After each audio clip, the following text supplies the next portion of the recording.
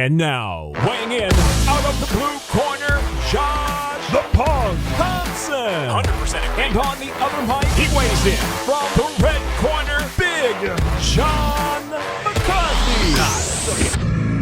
Josh the Punk Thompson, we are back again. The Weighing In podcast is here after a heavy week of fights. We had fights on Thursday night with one championship.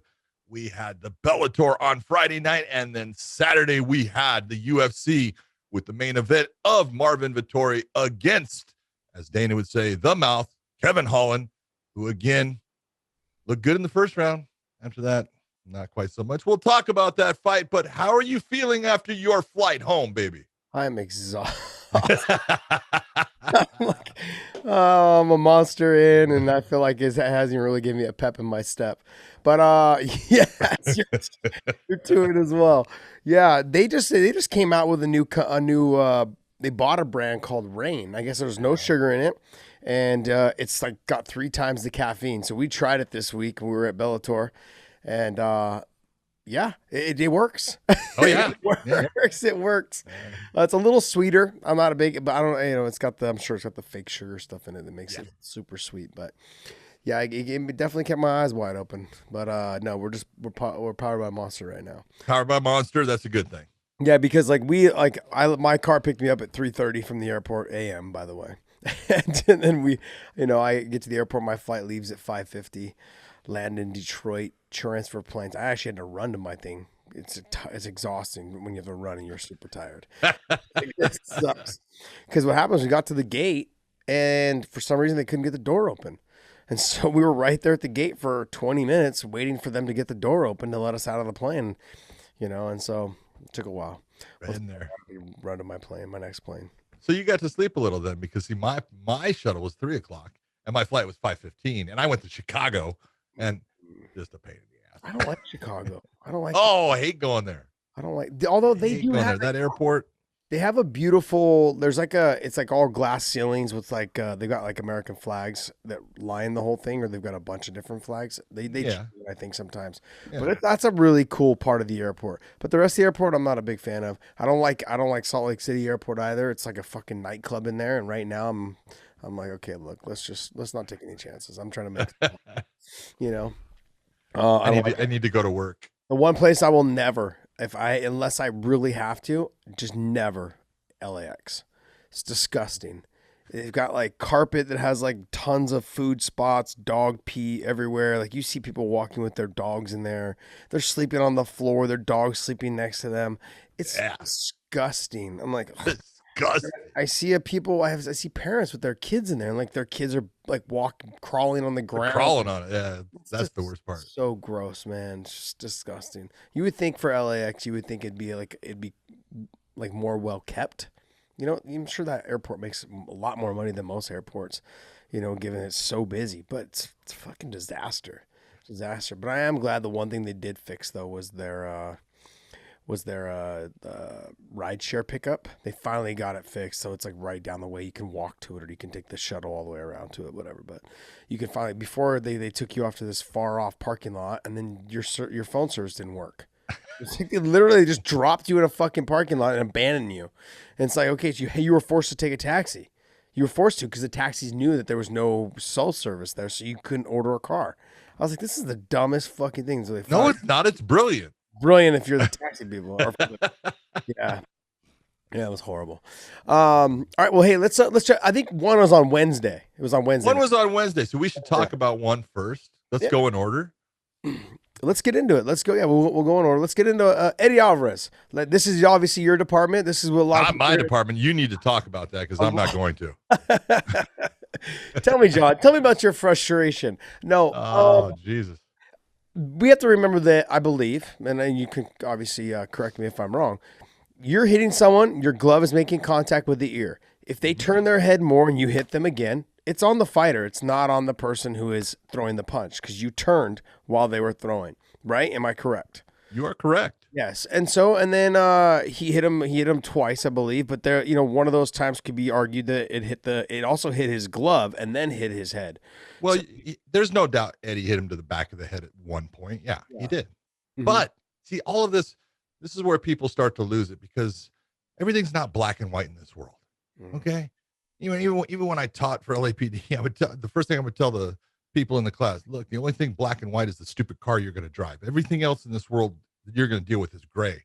And it's your ability to figure it out and work it out in that gray area. And this is where, let's talk about what happened with the referee. The referee is responsible. If I was the referee, or if it was Herb, or if it's the referee of that fight, you are supposed to go in the back, and you can verify this. If I went in the back, I talked to you about a little bit about rules, the ones that are important, the ones that seem to take place more often than anything else. So grounded fighter is something we'll kind of cover. I'll talk to you about when I'm going to say you're down, when you're not. I'm going to talk to you about the back of the head, what it is, what I'm going to say to you if you hit the back of the head, what I'm going to say to you if you hit the back of the head, but it's on your opponent, and what I expect from you from that point forward. All of these things that we go over, it's called bout conduct. What I'm going to say to you if you're in trouble, and what I expect from you, and all these different things. Because if you want to be successful as a referee in the front, which means in the cage, you need to be successful with what you do in the back. I don't know what was done in the back. I don't know if anything was done. There was a, one-on-one with the fighter or not. I don't know if that's what was done with one here, but it should be. It always should be. And this is one of the reasons why, because in this situation, the first thing you really got to look at is when Eddie takes Lepikus down, he laces the legs, a la a Khabib. He really works towards lacing those legs, picking the legs up off the ground so he can keep him in that position. But look, you got to look and see exactly where is Eddie's head, because Eddie's head is up, and he's using it kind of like I say as a third arm, and it's right up against his opponent. And so to think that he can just see exactly what is going on, he can't. And so the rule is you cannot, no directed strikes to the back of the head. And the back of the head is from the crown of the head, which is that little nodule that everyone has that's like a little divot in your head. It goes straight down, all the way down your spine with a 1-inch variance to each side. So it's a 2-inch space. Okay. Now it also covers the neck. So from where that occipital junction, your skull and your spine connect, all the neck area there to your trapezius, stay off of that. So he does, as you're starting to get to the point near the end of it, yeah, he does hit it. But this is incumbent upon the referee to do the right thing, to make sure that Eddie understands that his opponent is turning his head, because Eddie's not able to see this. It's not like, he's looking over him. We had one in Bellator where Dan Miragliotta takes points, but the fighter is looking down at the head and can see exactly where they're striking. The fighter is responsible for where they strike. But in this situation, Eddie has got his head placed up and he's looping shots from the side. Directed means you're coming straight at it. When a fighter is looping a shot, it's telling you that he's trying to hit the ear. So he's hitting the head and hitting the ear, because that's why he's looping that shot in.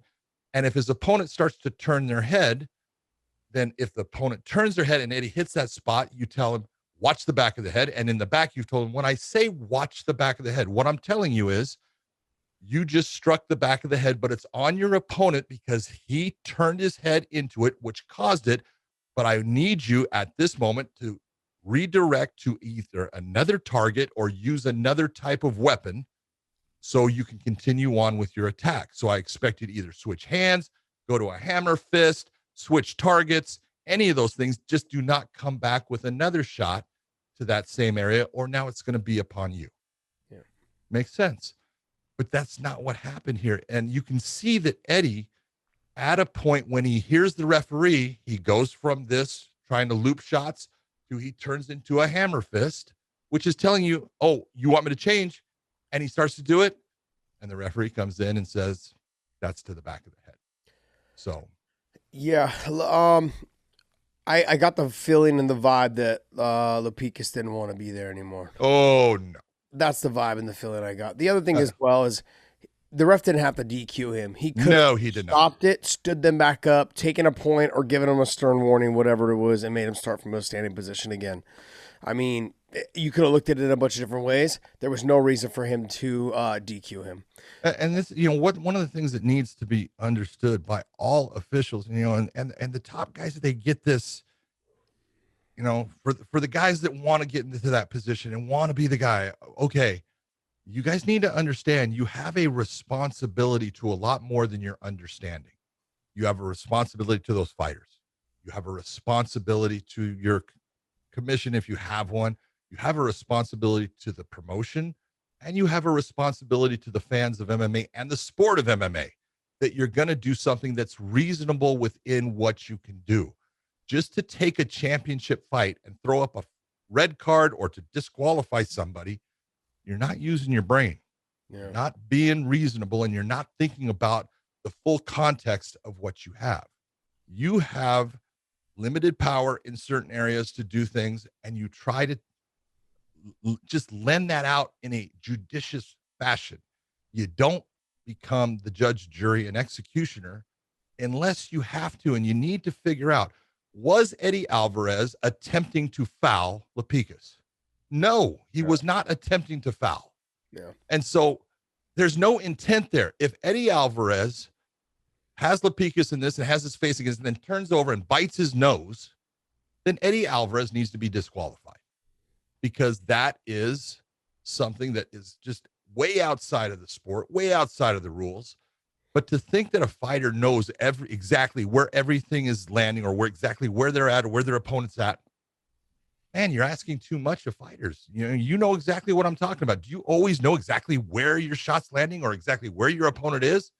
No, you don't. You don't know do I know if he's up or down? I don't, so I'm not going to do something a lot of times.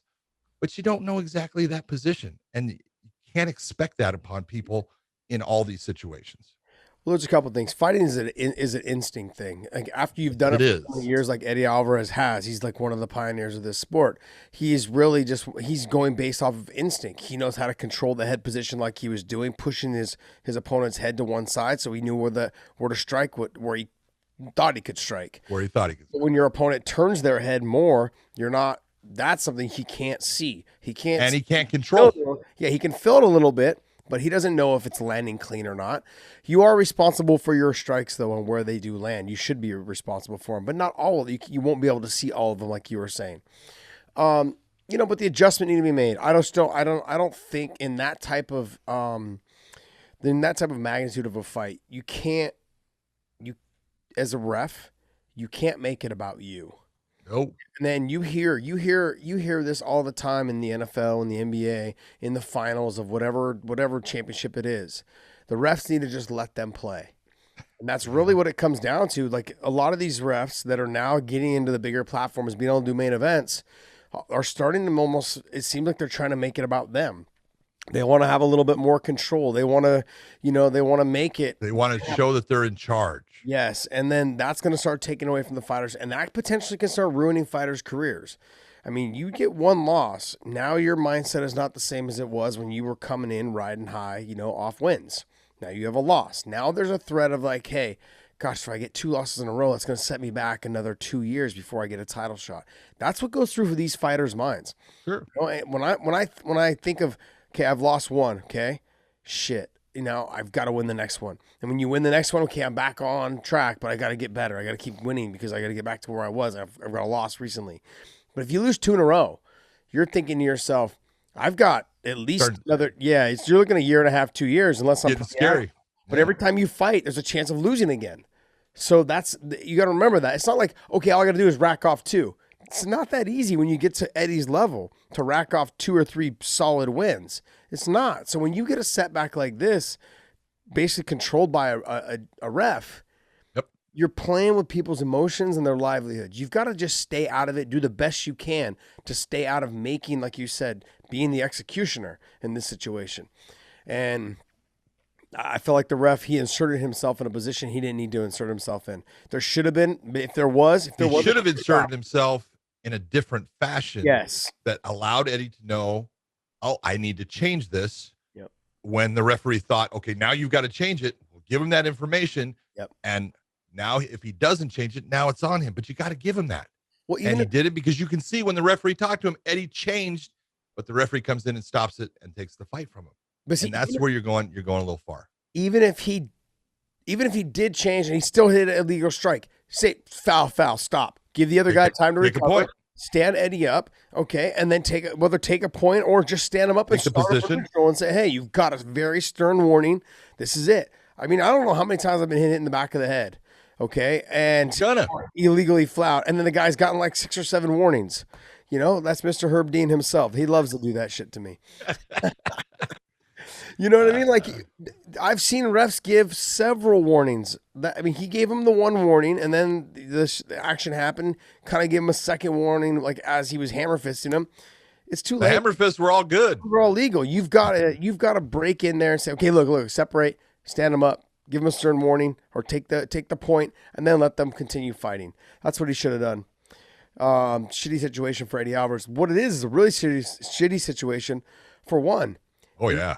Your first big time, on TNT, and then you have a ref that really didn't know how to control the situation in which he was handled, in which he was given, and he stole the spotlight. Let's just be honest. Let's put the responsibility where it belongs. Then it belongs on one. They're the ones that hired him. They don't have a commission. They chose him. They're chosen. They're ones choosing those people, so I'm trying to be responsible for them. Let's try to be positive today. Okay? I know we're both tired, but let's not bring the negative. I am being positive. I understand. I'm so positive.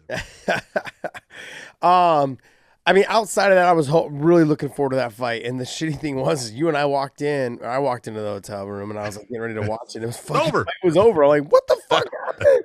No. And then I get the notice on my phone, basically saying that Eddie was DQ'd. I'm like, son of a bitch. So, as far as the Adriano Moraes fight against Demetrius Johnson, it's just you spent, DJ, I'm sure has spent, or I know he has. He spent most of his career in the sport that doesn't allow this. And I've always been, I'm in favor of the knees on the ground. Mm-hmm. Big John, maybe not so much. I didn't say I'm not. I just know it's never going to happen. You just know it's never going to happen, so you've learned just to kind of just say, you know what, I'm not in favor of it then. I know it's not going to happen. I never say I'm in favor of it or I'm not. I just say, well, it ain't going to happen. It ain't going to happen. Gotcha. But I thought, honestly, I was like, it was shaping up to be a really good fight. Yeah, it was. The one thing that I really looked at when I'm, and one has their weight, hydration tests and stuff. There was a huge difference in size between Demetrius and Moraes. I'm just like, damn, because, not only was Moraes taller, that's okay, but he was still bigger. Look at his chest. Look at his back. He's bigger, and so that's as big a flyweight as you'll ever find. Yeah, he was enormous. He's got chicken legs like me. So he's got really small legs. Yeah. Look at his calves. I don't even know if he has calves. It's just like bone. But he's ripped. He's shredded. He is. He's got a lot of movement. That's probably why he's got chicken legs. Yeah. But he's got good footwork, good movement, changing the position every time. I thought he fought a really good fight. Very smart fight. He knew. I think these fighters, they know if you get like an Eddie or you get like a DJ or anybody else that comes over from another promotion that is not used to these rules, you better learn to train these rules. Though you have to get used to that. You can't stick your head in the same spot. You can't do the same things. You can't get yourself up the same way. You have to protect yourself. Sitting up in that half guard position like DJ was trying to do, and then Moraes being able to frame him away and hit the knee. Those are not things that we normally think about because we're like, oh, we're good or we're on the ground, and so we're not thinking we're going to get knee in the face. I've always been in favor of these rules. I think it definitely makes for a lot more of an exciting fight. I'm a big fan of one. I like Chaudhry and Victor Q and all the guys that are there, Rich Franklin and then Matt Hume. They're a good group of people that run that promotion. But I do know there was some comments about the production side of it all. I didn't think it was very good. I just want to make sure we're clear on this. The production itself wasn't good. I'm sorry, guys, but Rich Franklin is probably about 230 pounds. maybe 220. He's probably about 220, 230. Give that man a bigger desk to stand at, okay, if he's there. Okay, you've got the Chevalo guy and you've got their other commentator. The Dragon. The two of them are sitting like in front of a fucking bar stool, basically is what it looks like. You can't even it's so I'm like thinking to myself, gosh, you got three very you got two at least, Chevalo and Two pretty good sized guys. two pretty big size. You got two heavyweights and one guy. He's a welterweight. Yeah, I'm just like thinking to myself, come on, man. And so when we're watching it, I'm like, that was one thing, and like they're crammed in behind this little thing, and then on top of it, I mean, the Demetrius fight was good. The other two fights, the Muay Thai guy, damn, he was good. I can't remember his name. What was I couldn't say his name if I was Rotong, I want to say. Yeah. What was it called? What was his? Wasn't it Rotong? Yeah, he's not on. He's not on the list. On this list here, but yeah, he fought. He is a savage. He's a savage, and you could tell his first round he was still getting warmed up. But what was your overall takeaway from the DJ fight? You know, the overall takeaway that as simple as it gets. This is what we have been telling people all along, and I'm going to say, look, DJ is one of the best MMA fighters I've ever seen. Mm-hmm. He's fantastic, and people want to put him in the place of he's the greatest of all time. Well, he's the greatest of all time of flyweights. Yeah. And so at least that, and what happened? He got beat.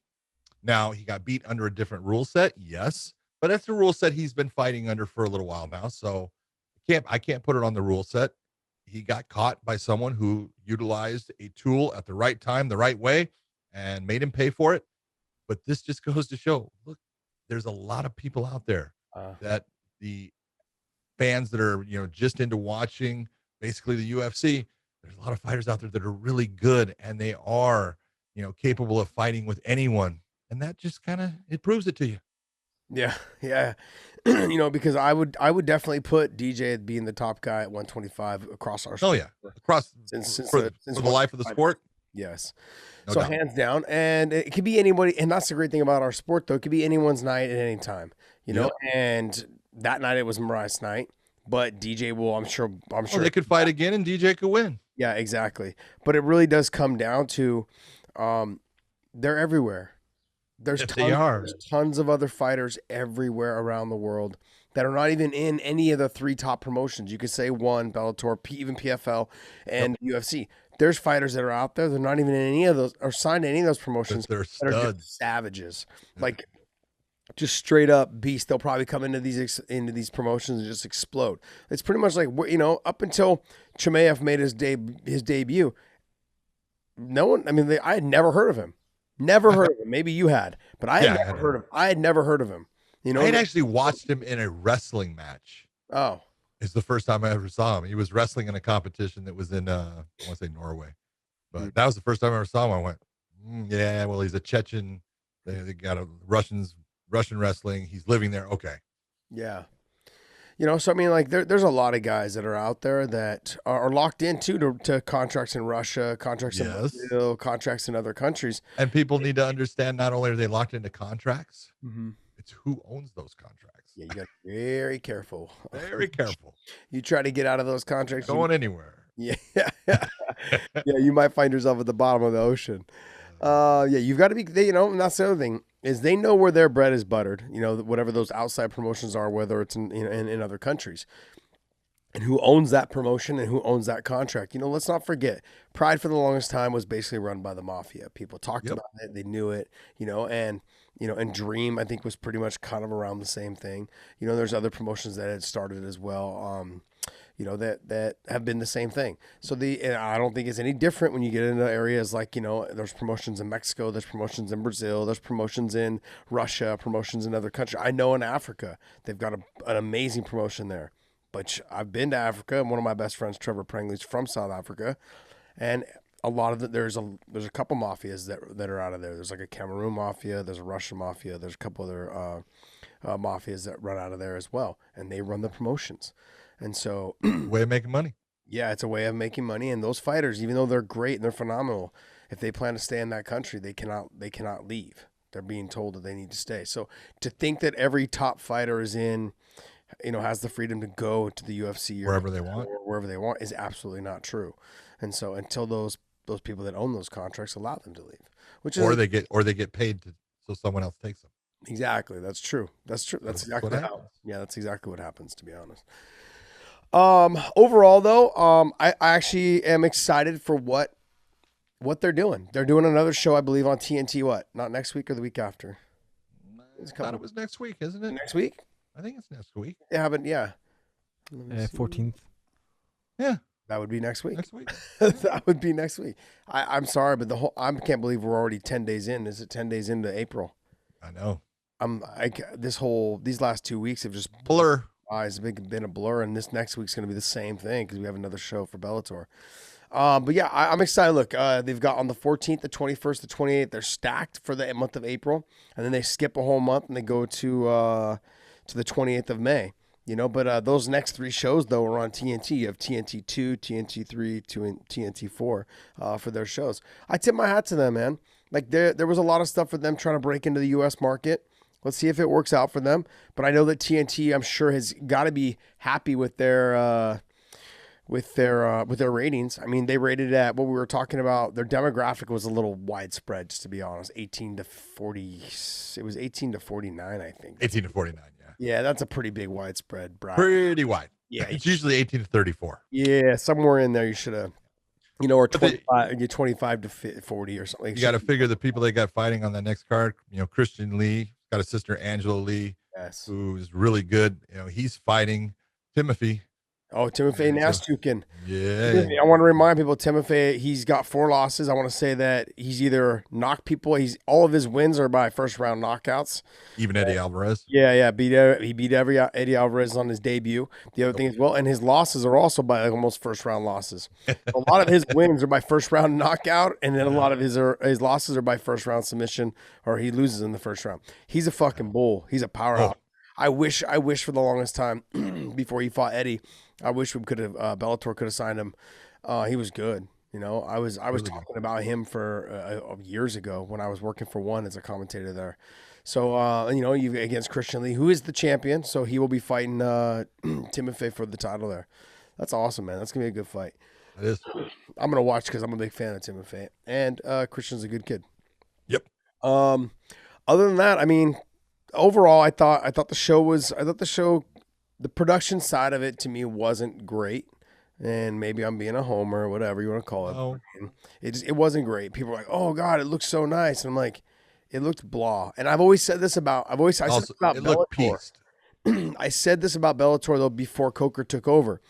The gray canvas, the gray and black bumpers, or the gray and black on it just, to me, it doesn't make it pop on screen. You know what I mean? They have a little bit of that, like, kind of that grayish black look. So when you're when you're on TV, it just looks blah. I think the UFC and then even Bellator, but Strikeforce was the same way. They kind of have that like light blue, so it pops a lot more. I've always liked the white canvas.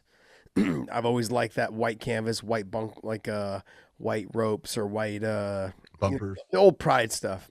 Yep. I like that. I like that look. But this kind of has like a blah look on TV.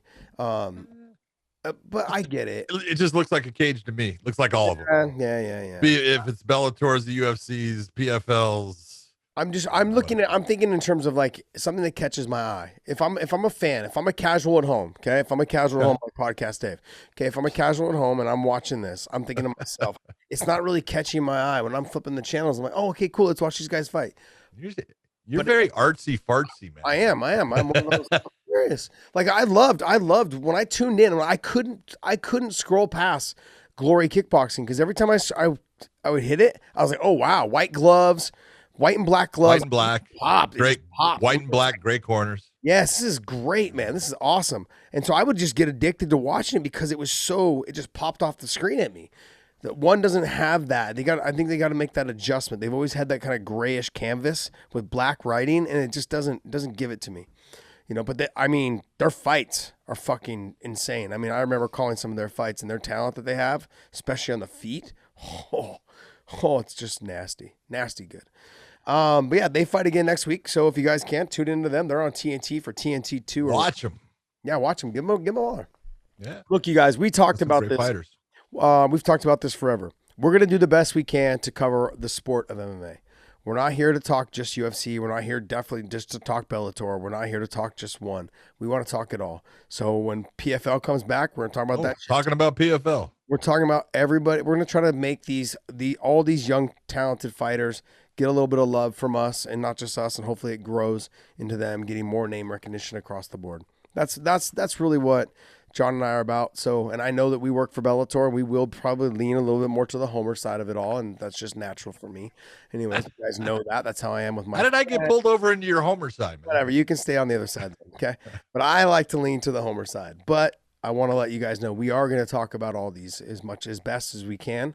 Given the travel and all that stuff that we do, we're going to try and do the best we can to talk about the sport of MMA.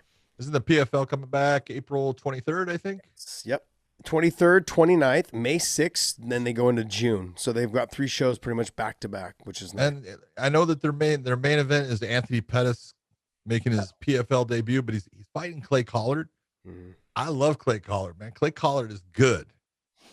He is flashy, dynamic. That's a cool matchup. I thought when they made it, I go, that makes sense. That's a good one. So are they going to turn into the Fun Fight League? Yeah, in some ways. Yeah. They're gonna put on the fun fights. Like they're gonna pull whatever talent they can get to go there. They're gonna try to put on the fun fights. Mm-hmm. Yeah, I think there was a meeting and there was some conversation. I think that Coker talked about. I think after in the press conference, I think the fun fights for Bellator may come to a close. I don't know how, obviously there's gonna be some fights where they really, that they have contractual obligations to them. But I think you're gonna see more of with the ranking system when it came out, and there'll be the rankings will drop on Monday for the revised rankings, is that they're gonna really start trying to match their guys by, hey, this person's number 3 and this person's number 1. Let's see who's fighting people towards that shot at the champions. Yep. Now when you have that ranking system, it should be that way. See, even with Strikeforce, we never had a ranking system. And I think that's kind of where they thought it was going to be okay. But I think now, if you really want to be considered a legitimate promotion, you need to make sure that your ranking systems are intact. You got to have some structure. Yeah. There's got to be something where someone can say, I know who I have to go through to get to the guy that I want. Yeah. That's the sport of fighting. Be it boxing, be it MMA, kickboxing. There's always that structure and that ranking system. It's just part of the sport. So, yeah, the sport's evolved, come a long way, and that you have to have that kind of structure if you want to get to the next platform and level. I think so. True. All right, well, let's jump into the Bellator. Bellator was on Friday night. John, we talked to all of our fans, all of the people that listen to our show. We talked to everyone. We said, hey, there was a lot of fights on this card that fell off because of the COVID situation, and those fights got bumped to May 7th. So if you guys May 7th and May 21st are going to be awesome. So in that card there, but the one fight that I was really wanting to watch was on that May 7th card, got bumped, or it fell off there too, which kills me, man. I think Brent Primus and Alexander Shabley, I think that fight got bumped a little bit because I think one of them got hurt or got sick. Yeah, I think one of them got hurt is what I think it was. Yep. So hopefully they heal up fast. And we can see that fight put together, because that's everyone's talking about how good Shabley is. And I've trained with him, and he's phenomenal. He's good on the feet, very good at stuffing takedowns, and he's no slouch on the ground. I would give the grappling to Primus. Yep, sure. The size I would give to Primus as well, obviously, but Shabley on the feet, way better on the feet. And Shabley's faster. He's faster. He's way up. Well, I mean, Primus is just carrying all that damn weight. It's like swinging a telephone pole at you every time he throws a punch. Like, But when they land, they hurt. If he kicks you, he lands. It hurts. Ask Michael Chandler. But let's jump right into it. So, I mean, honestly, the card they had some good fights. I don't think it lived up to what we had hoped it would wanted it to, but it didn't. No. If we scroll down, though, the one that impressed me the most is, and John, you can go ahead and say her last name, but Diana, the Russian girl. Evseragova. Jeez. I told you she could fight. Yeah, but John, you said she could wrestle. This girl starts Telegraph. You normally don't see, knockouts in the lighter weights, especially with, female fighters, because you see it as far as with kicks, knees, you don't see it with punches so much. Yeah. She put her out. That's crazy. Yeah. You know, what is it? 115 pounds, correct? No, she was at 125. 125. Okay. Okay, I thought it was 115. I was like, we don't have a 115, but I know we have Carrie Melendez also, but Carrie Melendez fights at 115. And so I was like, hey, that might be a little bit of a fight there. But man, she looked good. She you said, you had talked about it and you said her wrestling's really good. She didn't get to display it a whole lot. She didn't, I think she stuffed one of the takedowns. They got into a clinch for a second, and that was about it. That's the one thing I don't like about I love being at the desk, but I don't get to watch the fights. Like, we're going through our next segment sometimes, and I'm like missing the fight. And I'm like, shit, man, I'm missing all this shit. So I have to watch a lot of times on the replay. I was lucky that I turned right in time just to watch it go down in live action. But yeah. Okay, so to me, for her debut, that was the most impressive performance, that night. Go back down. Dave, don't move it until I tell you, okay? You're killing me right now. There was a couple of good performances in there. And I know Dung came back. He looked his stand-up looked so good. He was so fast, but there was a point where he's taking a guy down, and you go, why are you taking him down? He's got more chance of doing something to you down there. You're killing him on the feet. And I was like, that's just bad fight IQ, but he really has improved in some areas. So I want to hand it to him. He looked really good. All right, I'm going to critique him a little bit. I'm going to give him a little bit of but it's just tough love. There's no doubt he's good on the feet. There's no doubt he's got a lot better on the ground. He's got a great little arm and guillotine, like hook sweep that he likes to use. He's good at those type of things. He's got the body for that style of jiu-jitsu, which is phenomenal. The thing that I want to get upset about a little bit is the last 15 seconds. He goes hard. Where was all that energy earlier? Like, let's get it all out there. You should get to the point where you're so exhausted that you guys are holding each other up at the end.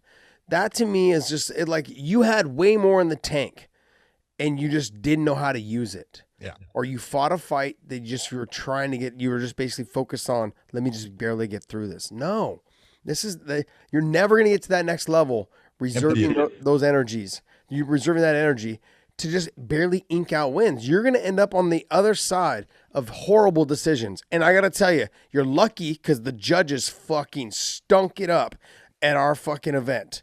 They were horrible. Okay. And this could have been one of those fights where you could have lost. Not to mention, it was already a close fight.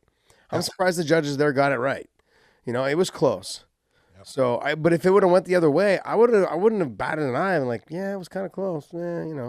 I mean, just being honest, John. It's like when the fight's that close, you're like, yeah, well, you should have done more. Especially when you finish the fight the last 10, 15 seconds, like that, going hard, swinging, and you had all the energy at the end. Which is good.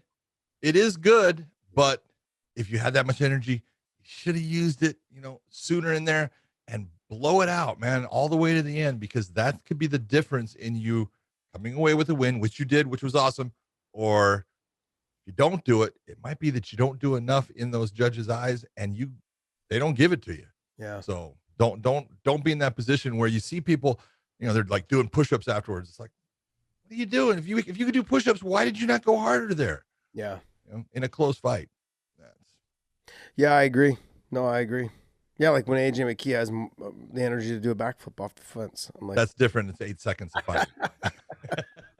Yeah, his fights only last about 8 to 11 seconds. But I know Dung. That's the only criticism. I mean, honestly, he's so young. What is he? 20? Exactly. 22. 22. Jeez, so young. Yes. Very talented. Has a lot ahead of him. He's got to develop the fight IQ. He's got to start thinking in terms of fighting smart. And that's the biggest thing. At all times. What did you think? What other fight to you stood out? I want to say Jalen Bates. God dang, he looks good. Yeah. That kid 2-0 now, and I know everyone's like 2-0. Yeah. He's good. That kid, as long as he doesn't start reading his headlines and he just keeps his attitude where it's at. He's cocky. That's okay. You can be cocky. Yeah. You just, as long as you're putting in the work so you can remain cocky. Don't sit there and think that, I don't have to work as hard because now look how good I am. And he hasn't done that. His wrestling is good. His submissions are good. His stand-up is good. He is going to be something. That is the 135-pound category in a lot of places. In the UFC, it's fantastic. In Bellator, it's fantastic. In one, it's fantastic. Yes. I mean, man, there's some 135-pound fighters out there. You're going, damn, it is a stacked weight class. Well, they can't play any other sports, John. They're too small. Well, they could be Let's be real. a tennis player. Not really. A jockey. Yeah, I'm afraid of horses. They could be a jockey. They still have to lose 15 pounds though from there. Yeah. But he looked good. The other guy that I want to say, Jornel Lugo. I told you before the fight, that guy is smooth. Mm-hmm. He definitely has, for a young guy, fight IQ. He's smart. He makes the other guy. Caspell is a good fighter, and he just took him apart, and made him fight his fight, ate him up with just beautiful footwork, brought him in, set a trap. Cass would try to get close to do something. Lugo would light him up with it, man. He looked so good. Yeah. And he just needs to keep on the same path because he's going to go places. And again, 135 pounds. Yeah. For me, a little bit was Dalton Rossa. He fought a former teammate of mine with Tony Johnson. Tony had moments, but it just wasn't enough. Didn't throw enough. No, he didn't throw enough. You got to pull the trigger. And if you're always worried about the takedown, which he's got good takedown defense, you just got every time he got up. Yes. Yep. And that's the thing is you've got to make someone like Dalton Rossa, even though he's relatively young in the sport, Dalton Rossa is, but he also carries a ton of muscle. When you have a guy that carries a ton of muscle like that, you need to push them to the point where they're struggling. They have to shoot shots, their takedowns from distance. Every time Tony would throw something, he'd throw at the head, and Dalton would just slip it and then come in on the takedown. Didn't always get it, and when he did get it, Tony would pop back up. But start using your fight IQ.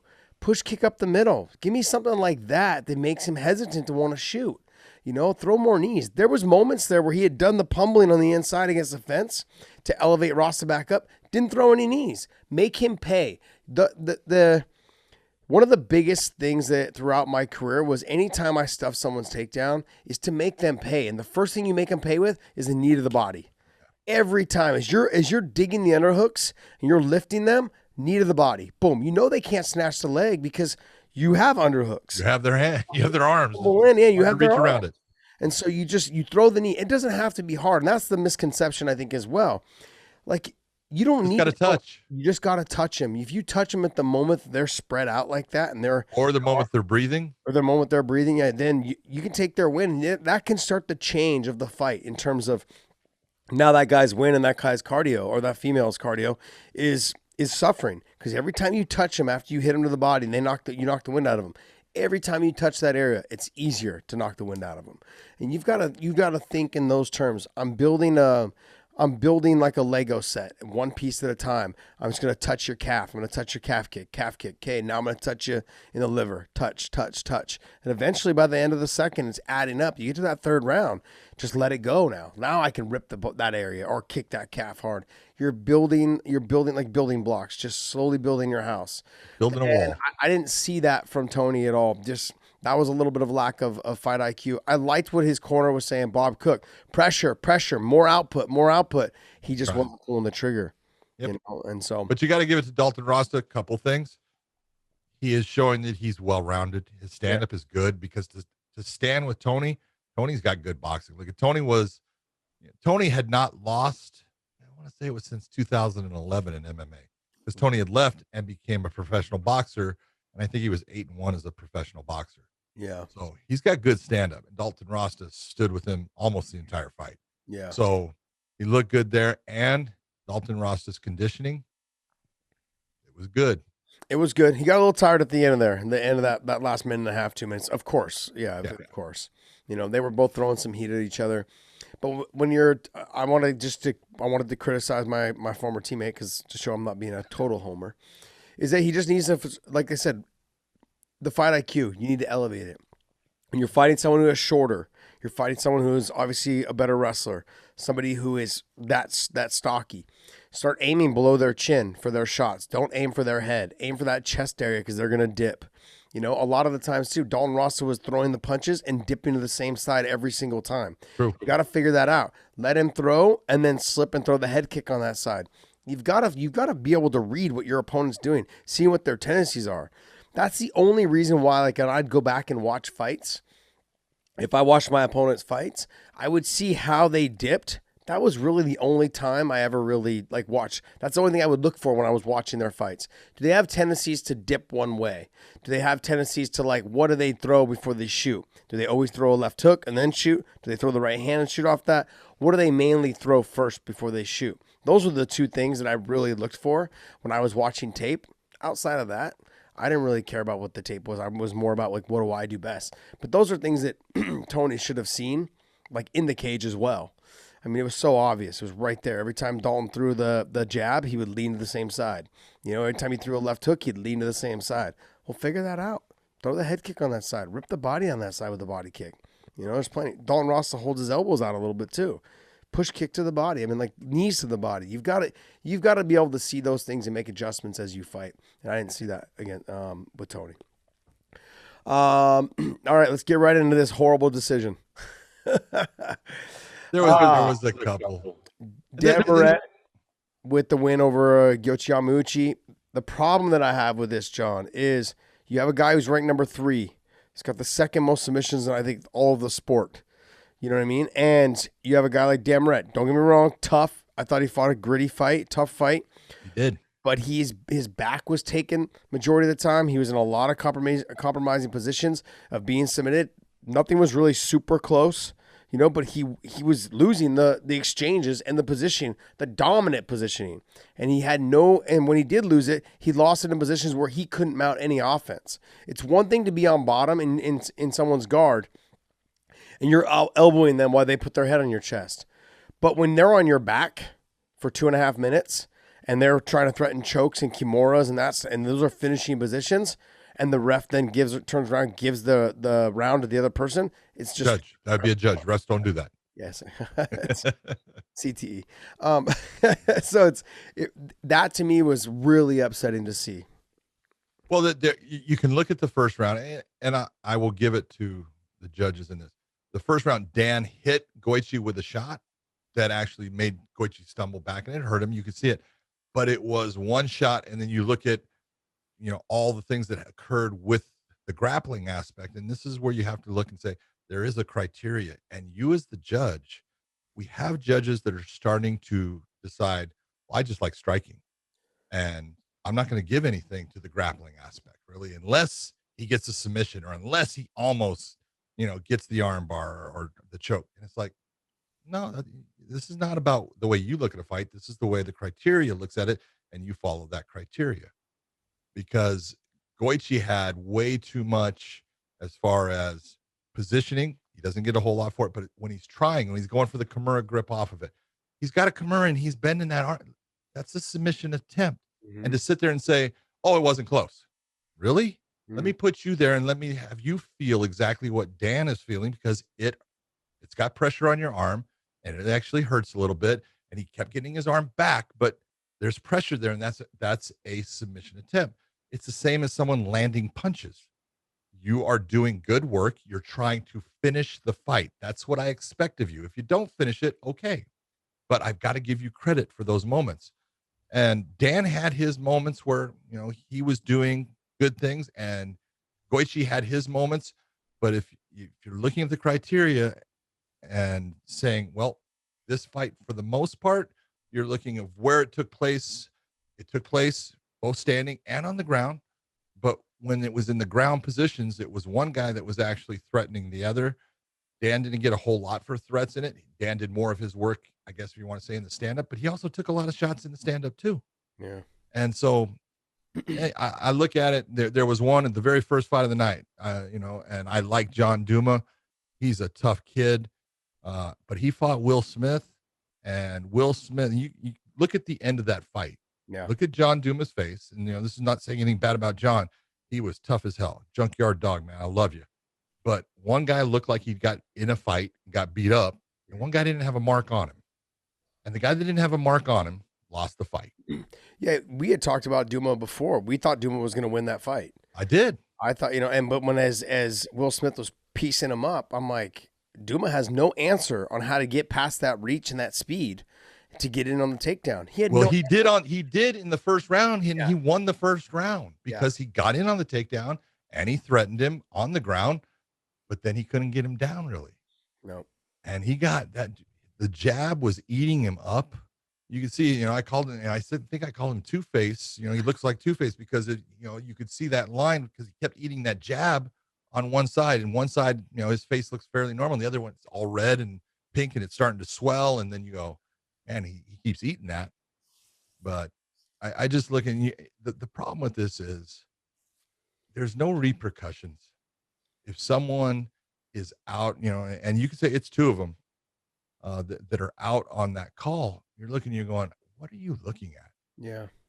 I just don't understand it because that was a pretty clear one. Eric Colon was the one judge that gave it to Will Smith in that. And he goes, I thought it was pretty clear. I said, so did I. Yeah. So I feel bad for a guy that fought really hard, trained hard, and then doesn't get what he probably deserved.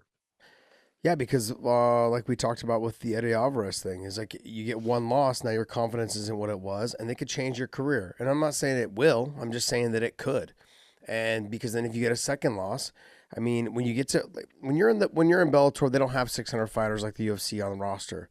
So 2 losses, you potentially could get cut.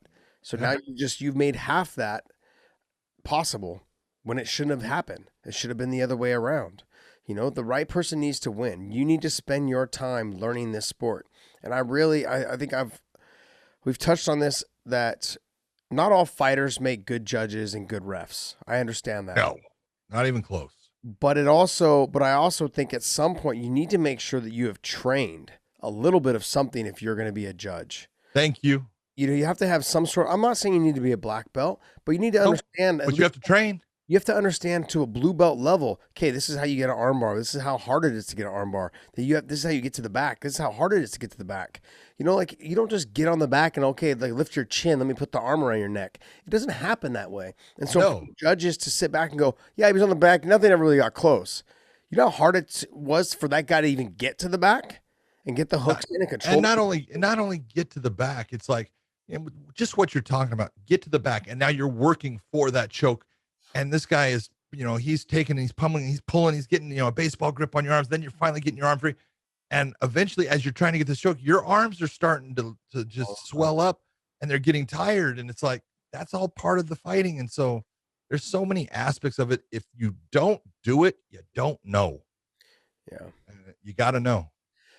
I mean, there's that, and I also think I don't think if you have a judge, you don't need to spar, you don't need to do any of that, but you still need to learn what the combinations are like. A little bit of movement, a little bit of footwork, a little bit of mitt work. You've got to learn how hard it is to keep those arms up and deal with a little bit of that. Learn some technique behind it. I've always said you got to know what it's like to get punched in the middle of the face. I would say that, but some of these judges are like 70.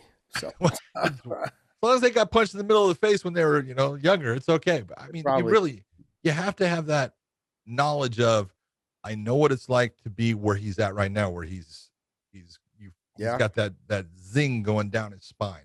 You can see the stiffness in his legs. That's information. I watch fights and I see, I go, he's hurt.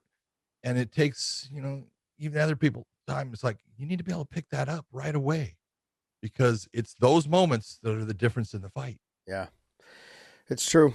I mean, it's a sad situation, I think, because, Will Smith should have won that fight. Yoshi Yamauchi should have won that fight. And with Yoshi Yamauchi, he has a lot to lose. I mean, he was basically almost next in line for a title shot. He was ranked number 3. Now he's going to get bumped. I don't think he would have been next. He would have had to fight one more, because that wasn't a great performance, to be honest. No. He should have done a little bit more. I mean, but he still, I thought he won the fight. And I thought it was pretty clear. Let's talk about Kat Zingano.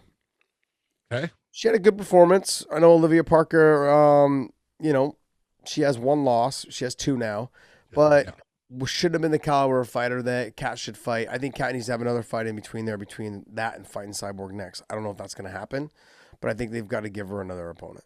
I would. Yeah. I would definitely. If I was Kat, I would almost say demand it. Yeah. I need another one. And it's not, she did exactly what she was supposed to. Nice takedown, gets, position. She got turned, which you look and you go, okay, made a little bit of mistake, but then right away she didn't stay in her back in a closed guard, opened her guard, went to the arm bar, gets a belly down arm bar. Great job. That's what you're supposed to do. But I think she just needs again, with Kat, it's all about confidence.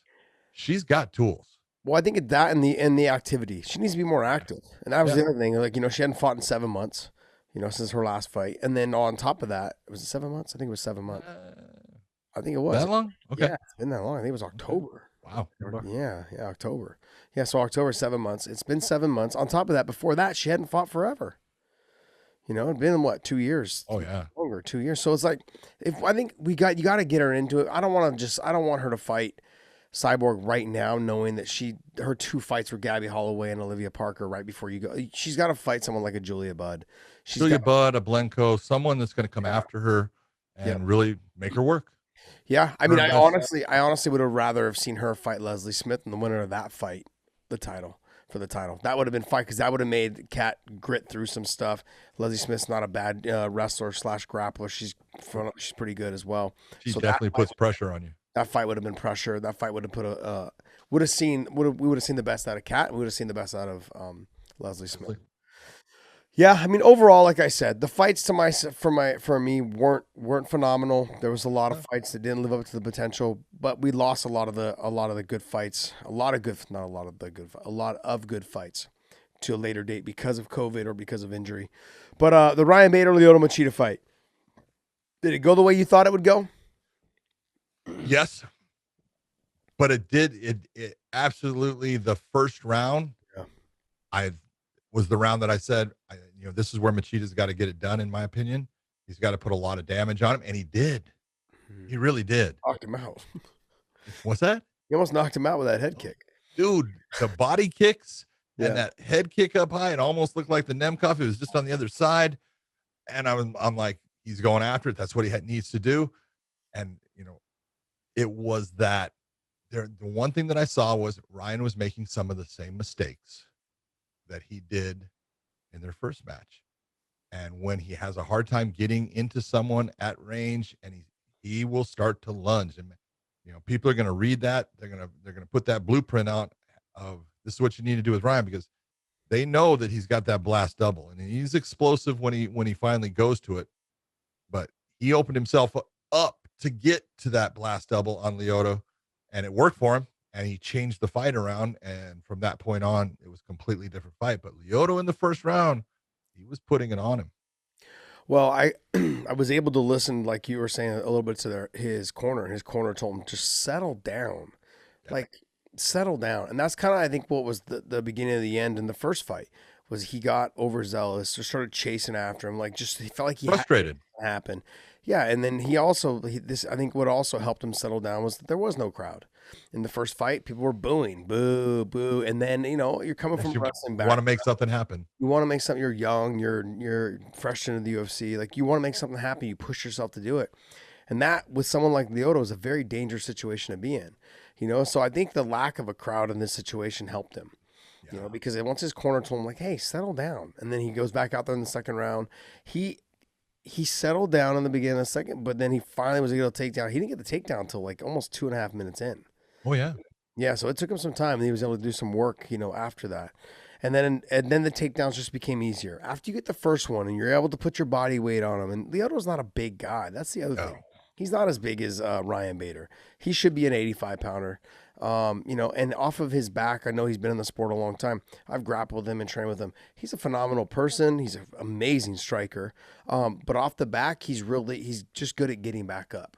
If you're talk about his jiu-jitsu skills, he's what we call a top guy.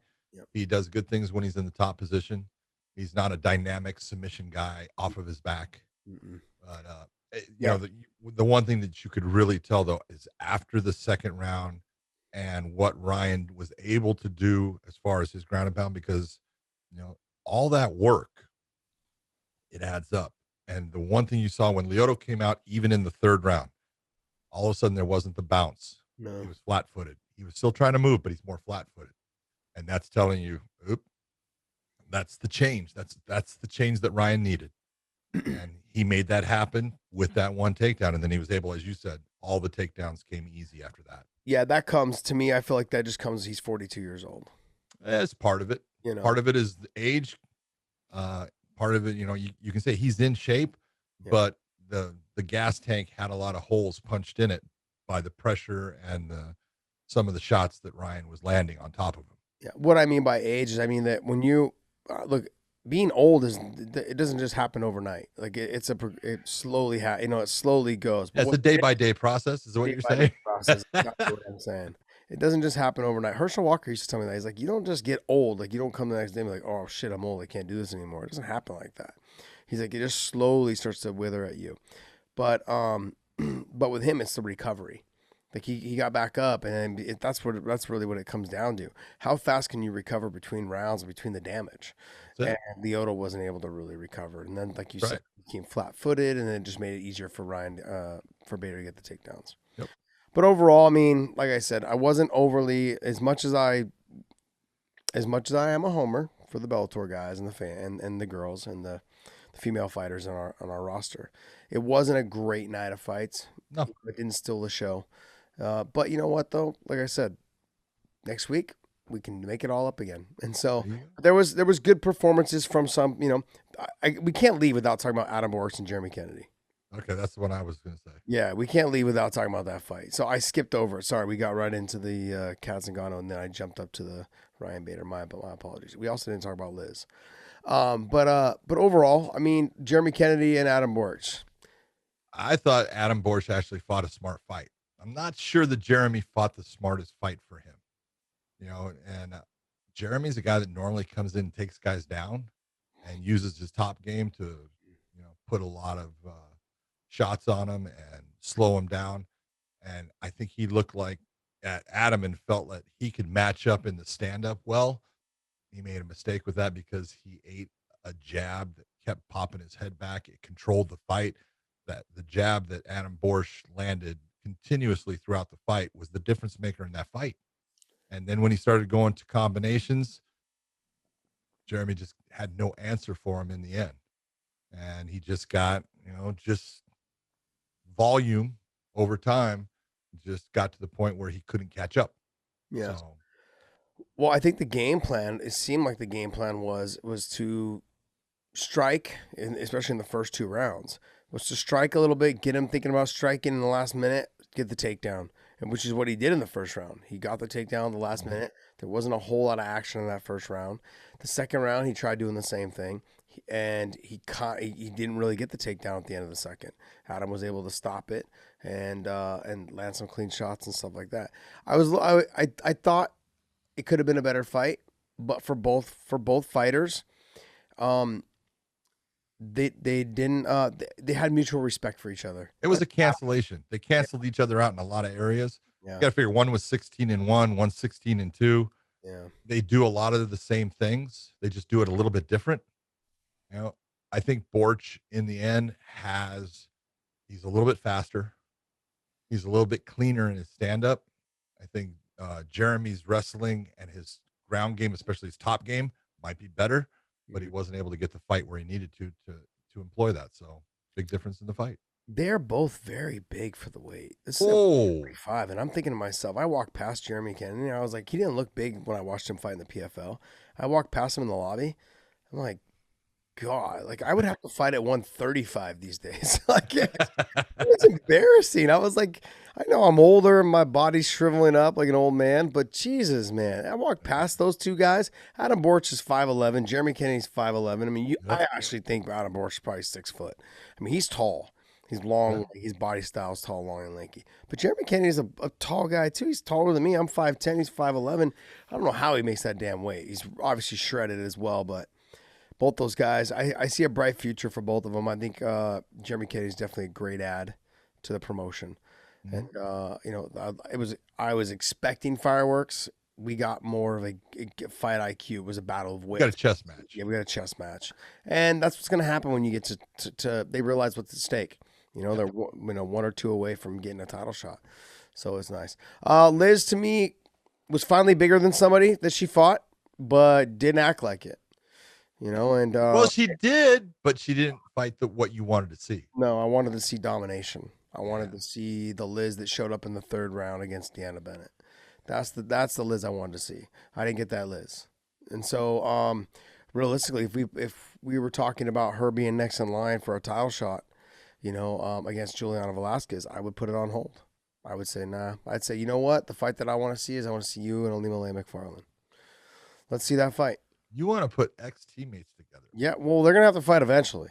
Like, let's just get it out of the way. Let's get it out of the way. And maybe like once we get out of the way, they can start training together again. Because they stopped training together, two fights ago, I think. And so it would be nice. And let's have them fight. Get it done. Get it out of the way. I mean, realistically, like Liz needs to have a win over a dominant win over somebody in that top ranking system. And that Aljamain is the only one ranked ahead of her. And so if you're gonna have that fight, let's have that fight. Let's do it. And then the win. I mean, it justifies then giving her a title shot against Juliana Velasquez if she beats Aljamain. Everything I have heard is that Liz was kind of like the bigger sister to her. I don't know how the training sessions went, but the vibe and the feeling I get is that Liz was probably the one that got a little bit of the better of Aljamain. Yeah. But time changes everything. Yeah, I know. But what I've seen so far, and I know from Liz, I know Liz can perform a lot better, but her last two performances in her debut and this one, they weren't great. They weren't great. So if I'm gonna give someone a title shot next, and I know Aljamain just lost it, I want to see you beat the former champion to get to that title shot to show you deserve it. Or I want to see if Aljamain beats Liz, because it's a fight, anything can happen, and she gets an automatic rematch. She is the longest standing 125-pound champ in Bellator. Aljamain is. So why not? She was the first 125 pounds. Sorry, I should have said first. You know what I mean? So she was the longest, but she defended it several times. Great performances. Yes. Great performances. Under a lot of pressure. Under a lot of pressure. In Hawaii, she performed there twice and great performances both times. She's I want to see that. And why not give her another title shot if she beats Liz, and Liz showing that she earned it by beating Aljamain, if she's able to do that. So that would make sense. Yeah. Get it done out of the way. I agree. That's a good one. All right, what else you got for us? Let's talk UFC. Let's talk UFC. You want to go to our you want to go to our my bookie? Let's do our my bookie right now. Miss McCarthy, talk to me. I love it. I love it. I love that. That's awesome. We do have a boxing match between MMA veteran Ben Askren and YouTuber Jake the Poodle Haircut Paul. Yes. I'm going with the poodle haircut. Got to do it. Yeah. And you can place a single wager with my bookie of $20 on the fight, and you'll get a free $20 bet for UFC 261. That's pretty good. You get a free bet. And if that's not enticing enough, you go back to former Olympian corner and you'll get a 2-to-1 payout with the MyBookie odds boost on Ben Askren to win the fight outright. 2-to-1. Which I'm kind of going with. I think Ben might win that thing outright. Took a little convincing from Josh Thompson to get That's you there. true. It did. I'm glad. But then I watched that press conference. I'm telling you, it made a whole big difference to me. But if you sign up this week with MyBookie with the promo code weighing in, all right, to take advantage of an up to $1,000 bonus on your first deposit. So that's promo code weighing in. Use that as your promo code to grab yourself a free cash bonus on top of all the other free bets and boosted odds. Up to $1,000. Hey, man. $1,000 is a lot of money. Free money. I love free money. I love it. It's all free money. So go to MyBookie, use that weighing in promo code, and good luck to you. And definitely do not bet on anyone that looks like they have a poodle sitting on top of their head. I honestly, I think Ben's gonna do it. So do I. I think he's gonna do it. If Ben loses, it won't be a knockout. It'll be a decision by a lot. It'll be a close round. It'll be close. First, second round. You think that's where Ben can lose. Oh, you think so? Yeah, he could lose in the first or second. Yeah, because Paul's gonna have energy there. He's not gonna burn out so much. He's gonna have a lot of nerves. Yeah, and a lot of nervous tension. and it's going to affect his cardio depending upon, I think he's going to go after Ben. I think he's going to open up in a lot of ways and throw a lot of shots at him. And that's could be good for Ben too, because if he does that, he's going to get tired. Yeah. And then if someone's in his face, that's going to make him more tired. And when you're tired, as we say, fatigue makes cowards out of all of us. Yep. So, We're going to see if the Poodle Boy has some balls. there you go. It's going to be great. Or if he's going to get neutered. Come on, man. That is that's a pay-per-view on April 17th. The same time, I think, as the UFC is going on. So now it's one of those, oh, crap, I got to put one on one screen and one on another. Oh, man. Trouble. I'll just stream both of them. I didn't say I wasn't going to stream them. Yeah. Oh, this is great. All right, well, let's jump into the UFC. What did you think of the card? Just full disclaimer. I was on the plane. I didn't get to watch the prelims. I watched the Jim Miller fight. Sorry. As soon as I got home, so I didn't get to watch the fights before that because I was still on the plane, getting back. So just wanted to make sure that I let you guys all know that. So Big John will talk. Well, then you didn't get to see some of the earlier fights. So let me go over a couple of the earlier fights that I thought were really good performances. There was Da Eun Jung from Korea. And we had seen, I think in his last fight, he had fought Sam Alvey, and it was a draw. But he fought William Knight, who came out of the Contender Series, super just put together, strong, but small framed for light heavyweight, but super strong. I'll tell you what, Eun Jung put on a performance of, this is how you take people down. This is how you control them. And William Knight, tough as hell, but didn't do the right things to get himself out of positions. Took a lot of shots, but he made it all the way to the end. But Jung looked really good as far as putting on a nice performance.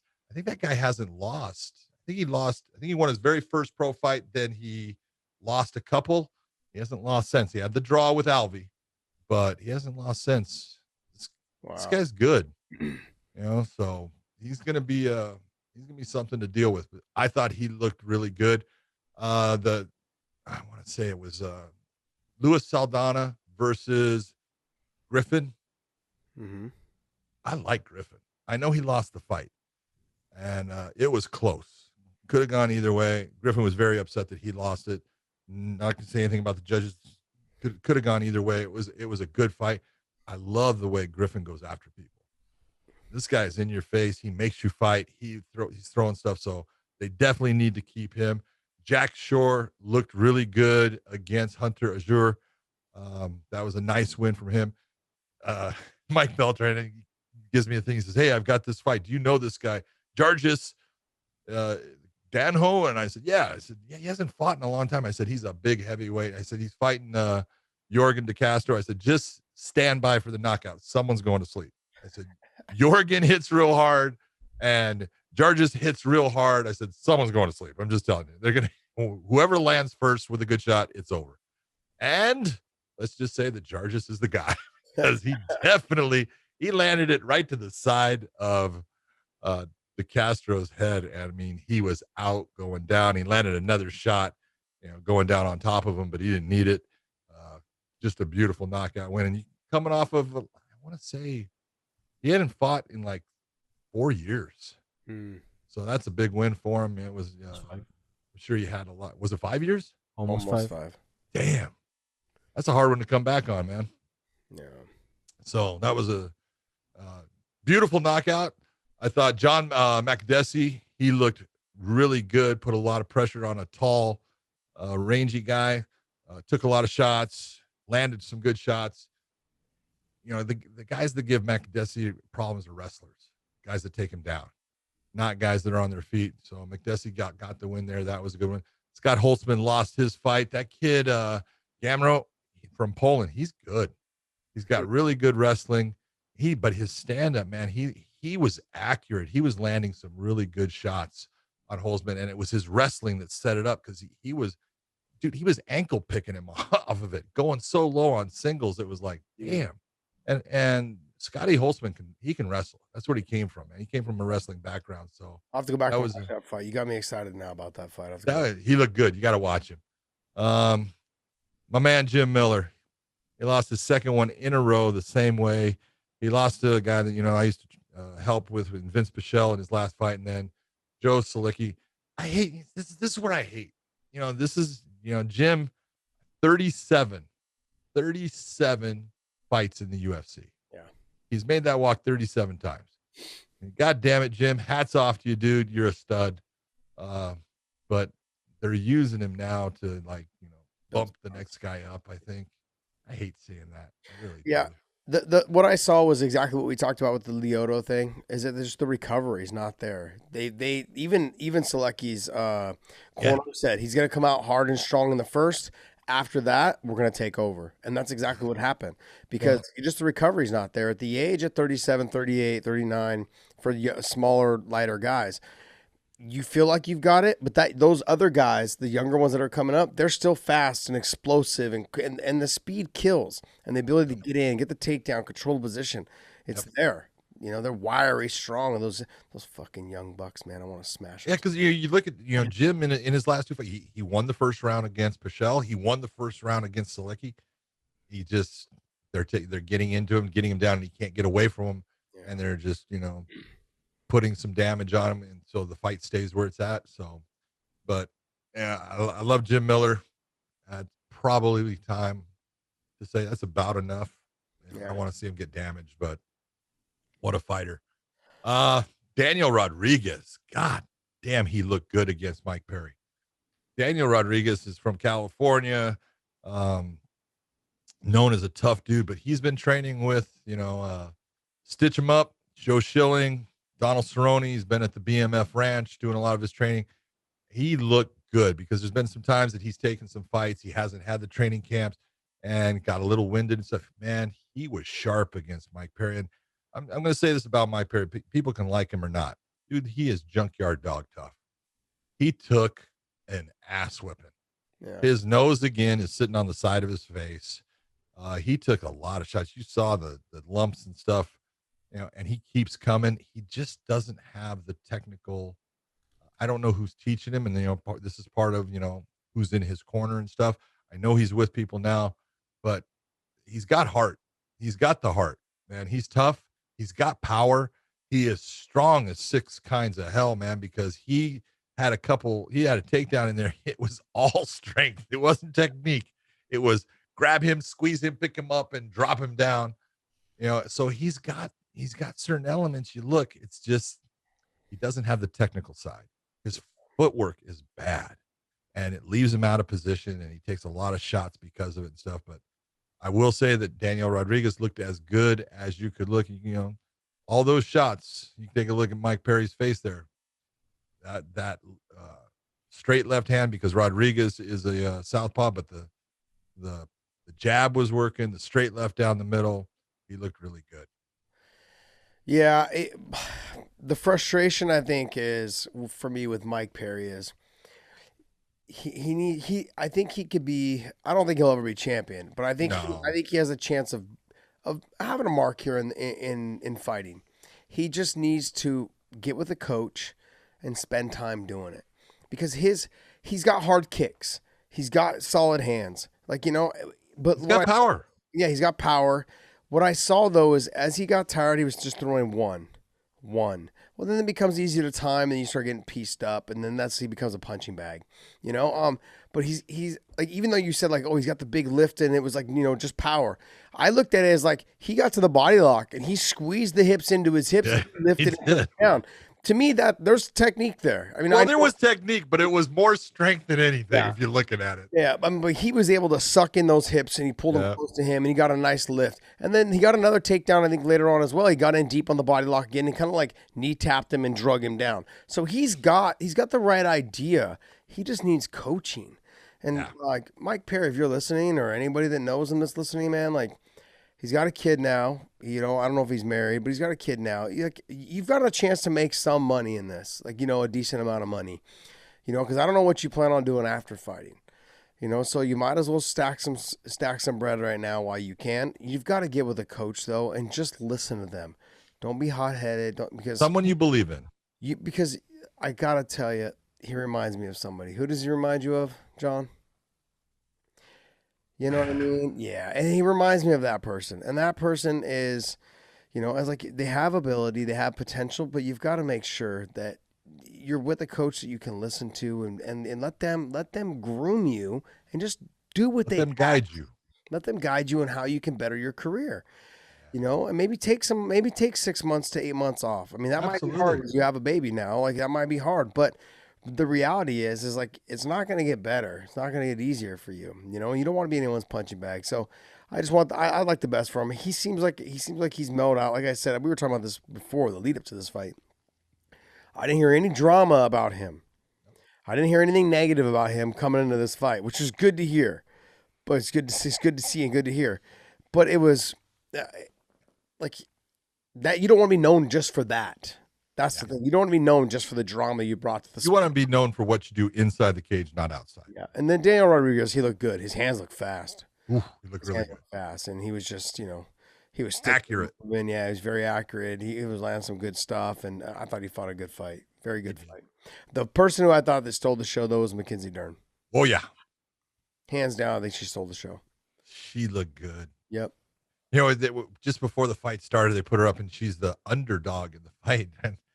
And I go, how in the world? I know that Nina is ranked 5th and she's ranked 11th, but it's like, come on, man.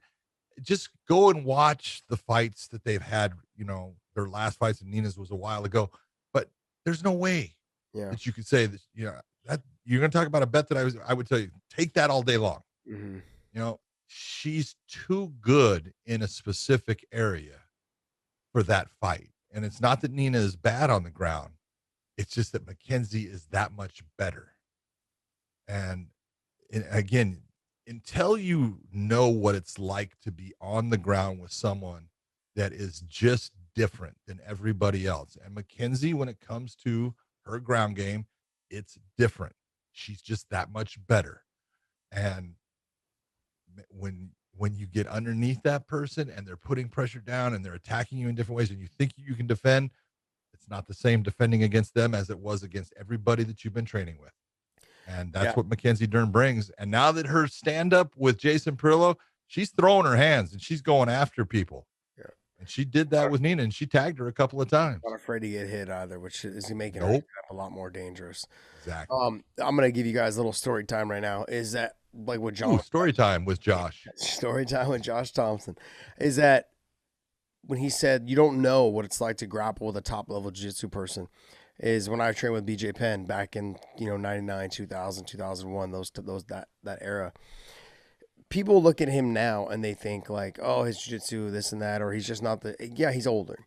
But back then, his jiu-jitsu was fucking phenomenal. But I used to train at night with Frank Shamrock. BJ used to train during the day with with the fight team. I had to work. I was a part-time fighter. Anyways, but I was probably the best guy that would train with Frank that he had. He had Charles Taylor, Ryan Bowe, Velasquez, Bob Cook. Bob Cook was he had already moved on to being kind of like my manager and stuff.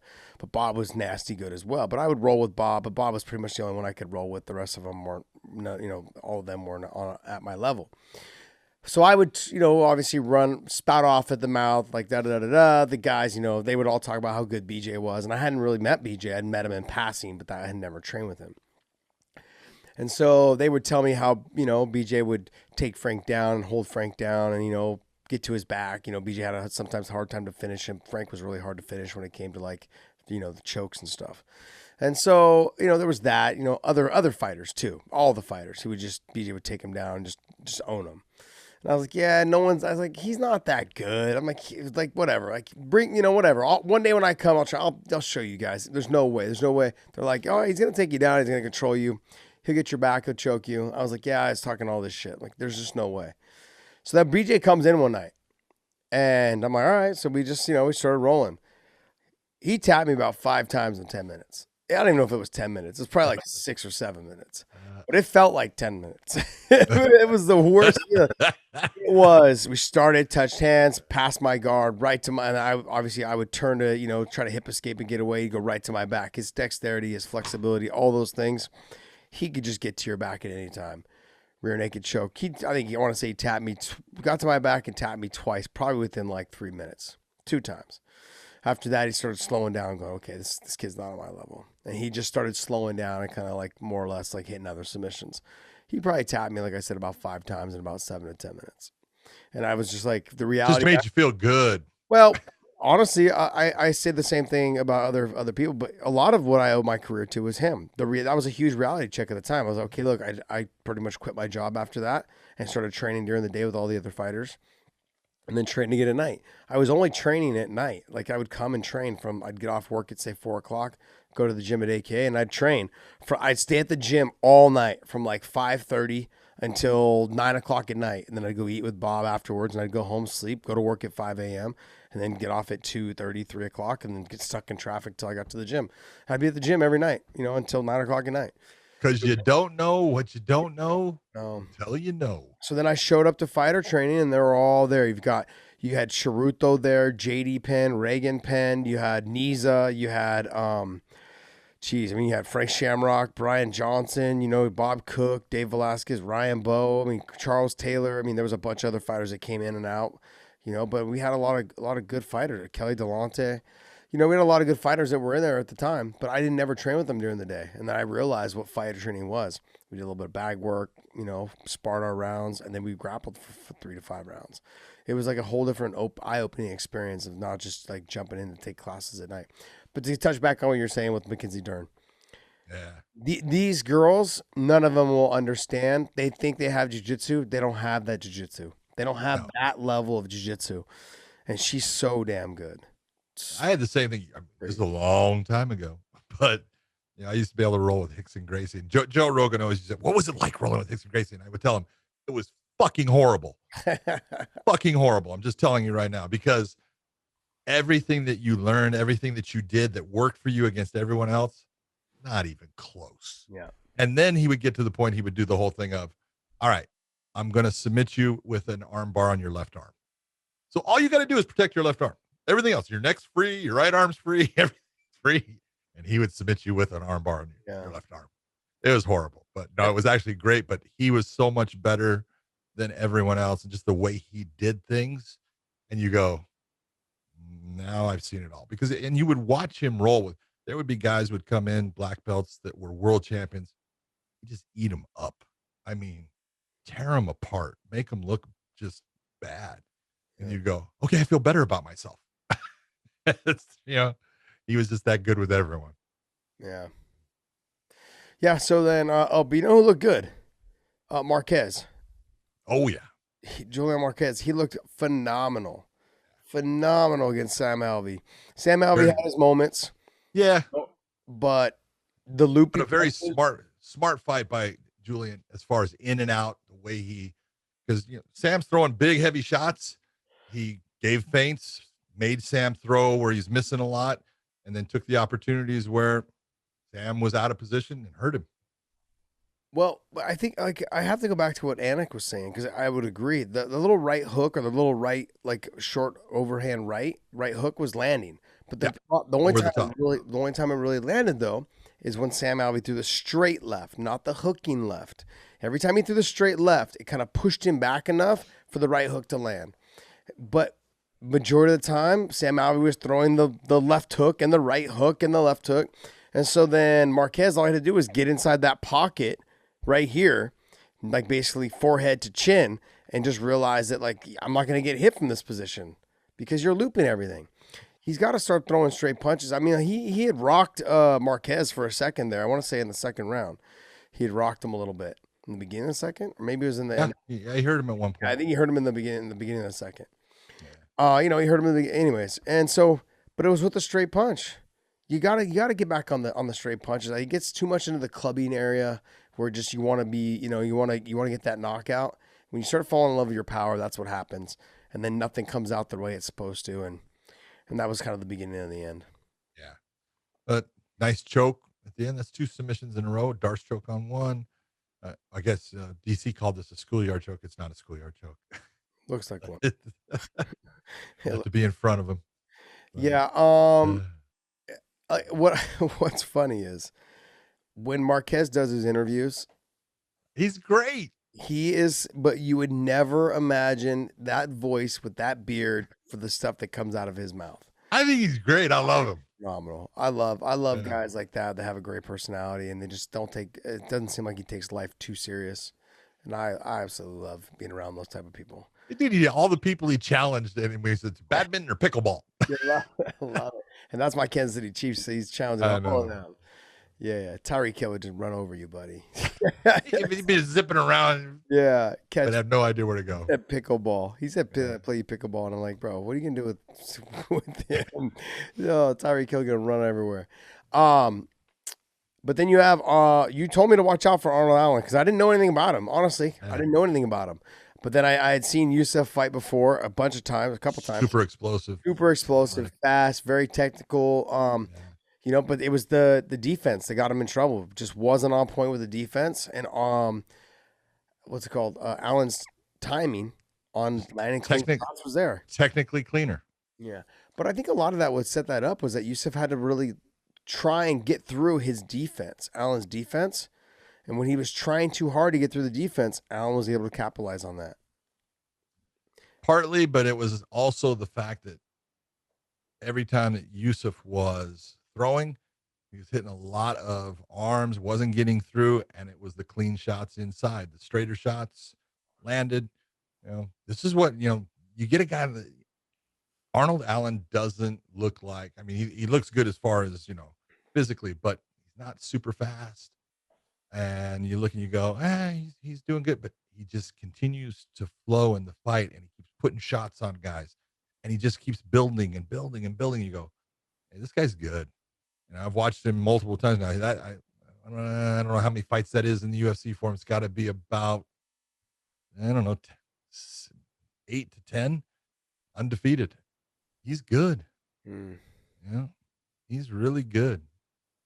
Yeah, I mean, he did everything that I was like, he just looked like he was covering in the first. He was just covering up and letting him, letting Yusuf take shots. Kind of smart when you're going against a guy that's real powerful and fast. Yeah, but I was like, this is not the way you're going to win the fight, dude. You're going to let time go by and, but then his timing on when to throw things. I said, he's not going to do anything impressive. You had pointed that out last time we had talked about him. But you're right. Nothing looked impressive. But what won him the fight was he landed at the right time, at the right moments that won him the round. Yep. Dropped Yusuf in the first round and then rocked him in the second, which pretty much won him the fight. Just dominant performance. I thought it was a very dominant performance. But like you said, didn't do anything spectacular. He just did what he needed to do to get the win and get out of there. Great job. Yep. All about getting that win. How many times have you said that? Yep. Because realistically, what was 7 or 8 wins in a row now? They got to be talking. You got to be talking, getting closer to the top 3, 4. Let's fight somebody in that top 4 or 5 now. Have to. Where's he at right now? Is he even in this ranking? Where was he? What did he say? He was down to 10. 35. Oh, he's number 10. He was at 10. 145 is 10. Oh, 45. There he goes. He's at 10. Dan Ige is already fighting Korean Zombie. Yeah, which is a great fight. You know what? Don't change that one. No. Arnold Allen and Calvin Kattar. Calvin? Yeah. Yep. Unless Josh Emmett's coming back soon. But I'd like to see Kattar. After what I saw from him tonight, defensively and all, I think the Calvin Kattar fight, and Calvin Kattar coming off of a fucking just a beating from Max. One of the best performances you'll ever see. Yeah, but just coming off a fucking beating. If you're gonna try to build Arnold Allen, if you're Arnold Allen and you're gonna have to face Calvin, you want to face him now. Exactly. This is true. Just being honest. Yeah, this is true. All right, let's jump into the main event. Marvin Vettori versus Kevin Holland. Kind of went exactly like I thought it was going to go. I'm glad Mr. Big Mouth didn't run the mouth. I thought he fought it. He fought a first round that was good. As soon as the eye got damaged, It looked like he started using that as an excuse not to keep fighting. He had moments, but he throughout the fight, he kept like playing with it, touching it, pawing at it, like wincing a lot. And I know I've been in that situation where it bugs you, but do you want to win or do you not? And that's kind of the situation. He was tired already after, I think, after he got taken down that first time. He was tired. He had a lot of activity also those first 2 rounds, off the back. He had a beautiful sweep where he did the little roll-through sweep on that. It was very nice. Almost like a little pendulum sweep to get to the top position. I was like, wow. Didn't expect that. But when he uses his length in the stand-up, man, he's actually really good. He smothers himself too much. He jumps in. Crushes that space. Yeah, he needs to stay long. But when he uses his length, he does really good. Yeah. Yeah. I mean, look, I don't care if you don't know how to wrestle. What I care is that he learns to settle in on his back. No, you're not winning fights, especially against the top guys. You're never going to win a fight like that. Your jiu-jitsu may be black belt level, but it's not going to be black belt level against the top guys. No, it's not going to be black belt level when people are, dropping elbows and punches on your head consistently. Yeah, and so that's kind of where he's at right now. 2 losses in a row. He had a great 2020. So far it's a shitty start to 2021. So I don't know, man. I look, what I liked is he did seem like he took it more serious. But also, when you take it more serious, like the way he seemed like he took it, came in, kind of a little bit of a dog face on him, playing the tough guy.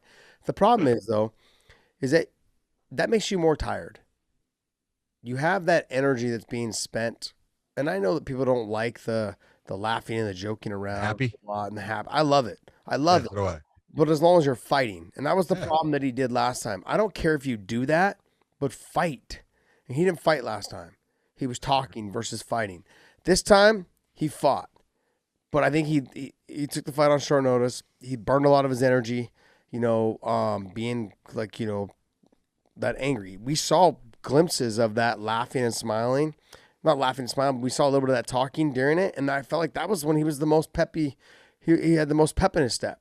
He landed a couple good shots. All you can do is just wrestle me. Is this what we're going to do? We're just going to wrestle. He was telling him that. I thought those were good exchanges.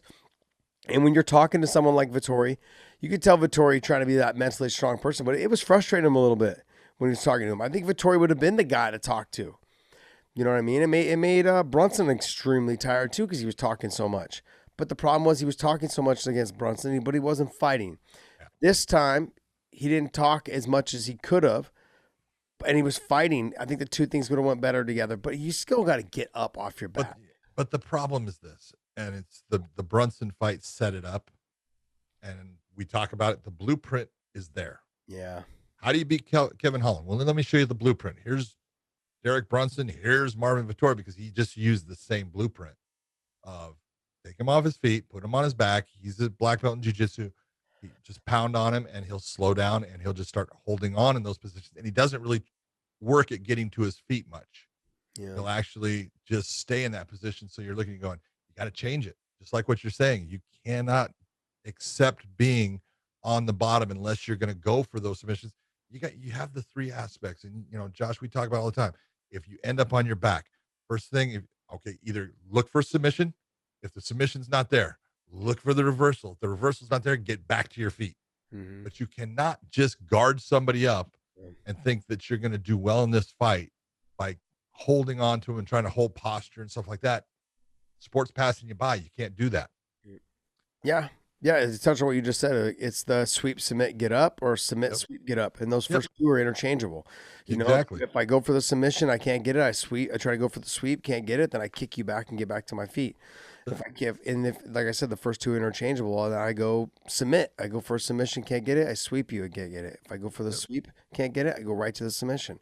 Can't get it, kick you back and get up. It's all about getting back to your feet. You cannot win. It's very hard. It's very, very hard to win fights these days from your back. Well, the other part of, that whole, what we're talking about, you go, submit, sweep, get to your feet, or whatever you want to say as far as, the way someone wants to do it.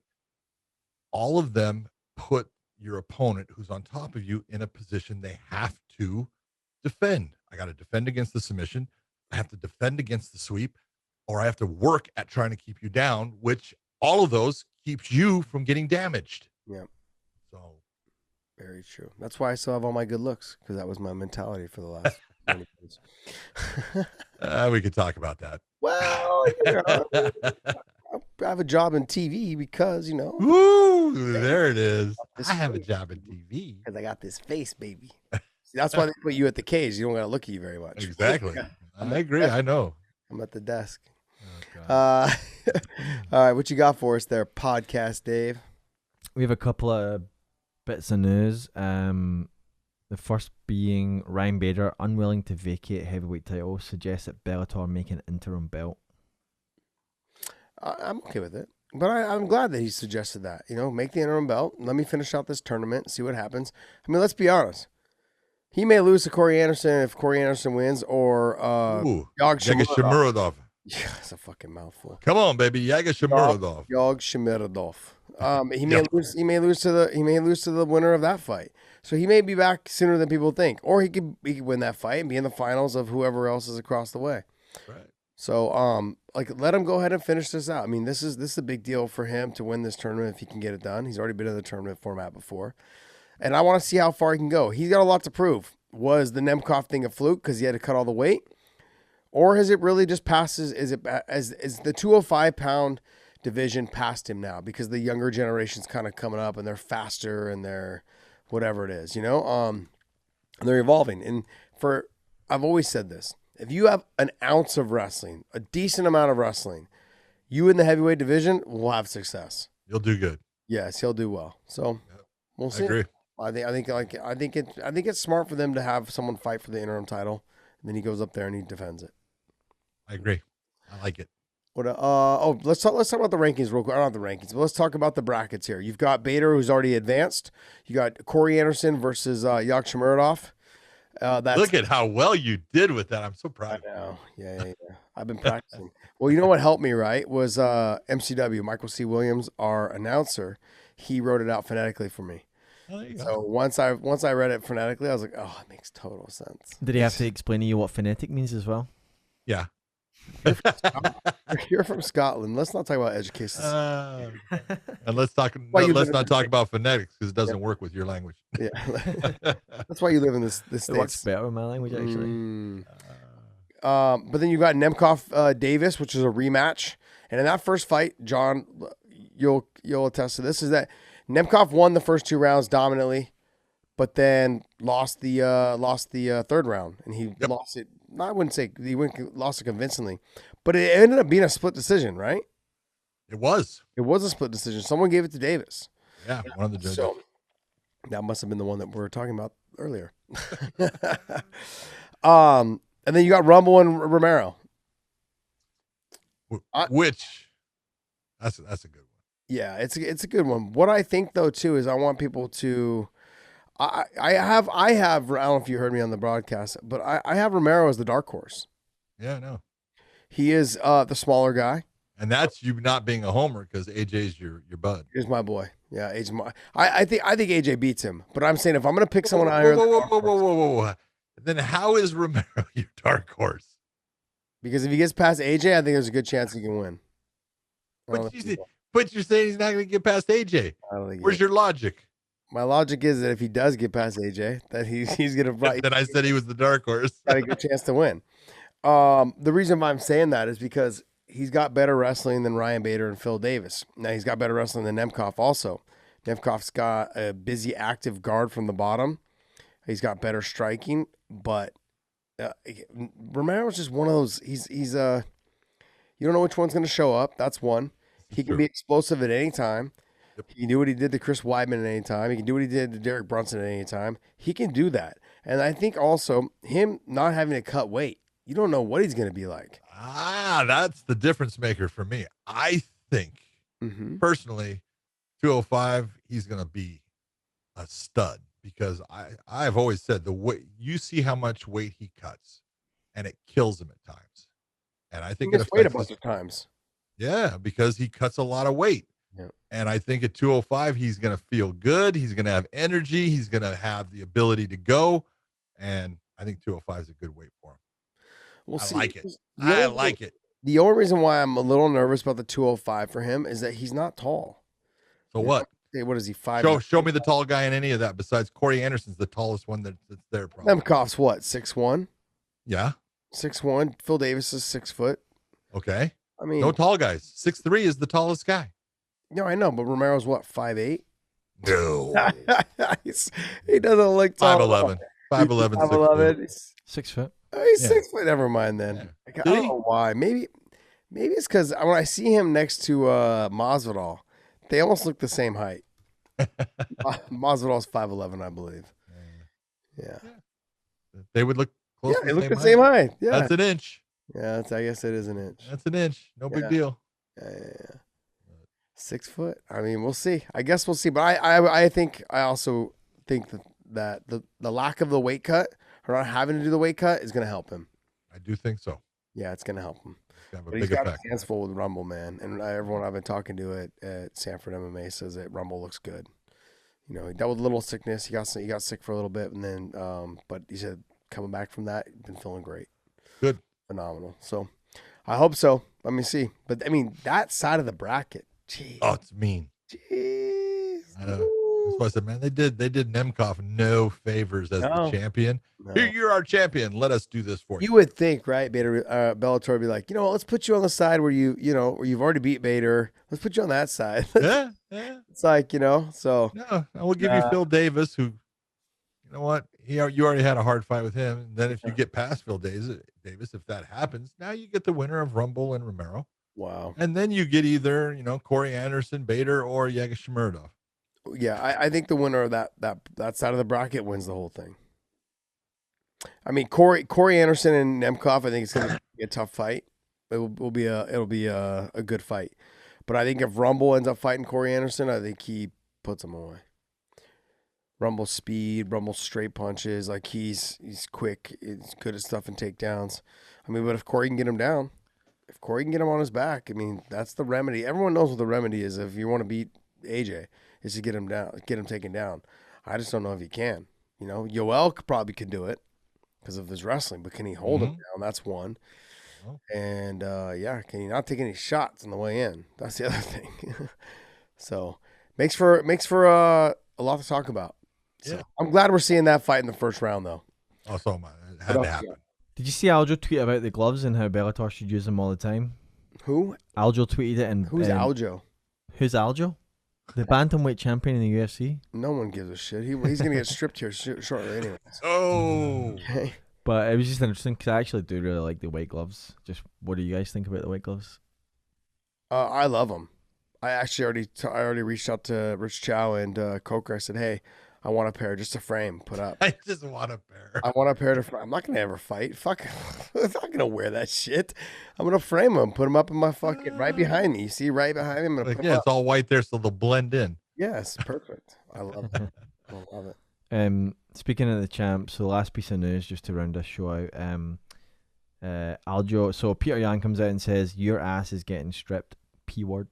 And then also P word? P word. What's the P word? Do you want to say it? No. I'm a man of God.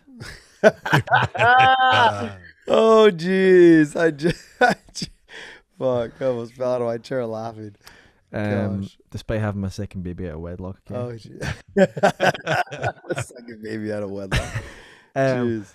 And then so in addition to the Peter Yan saying that, fans are basically coming out and saying he needs to get stripped because of his upcoming neck surgery that he's now come out and talked about. So Aljo's getting neck surgery, which is going to hold up a further fight.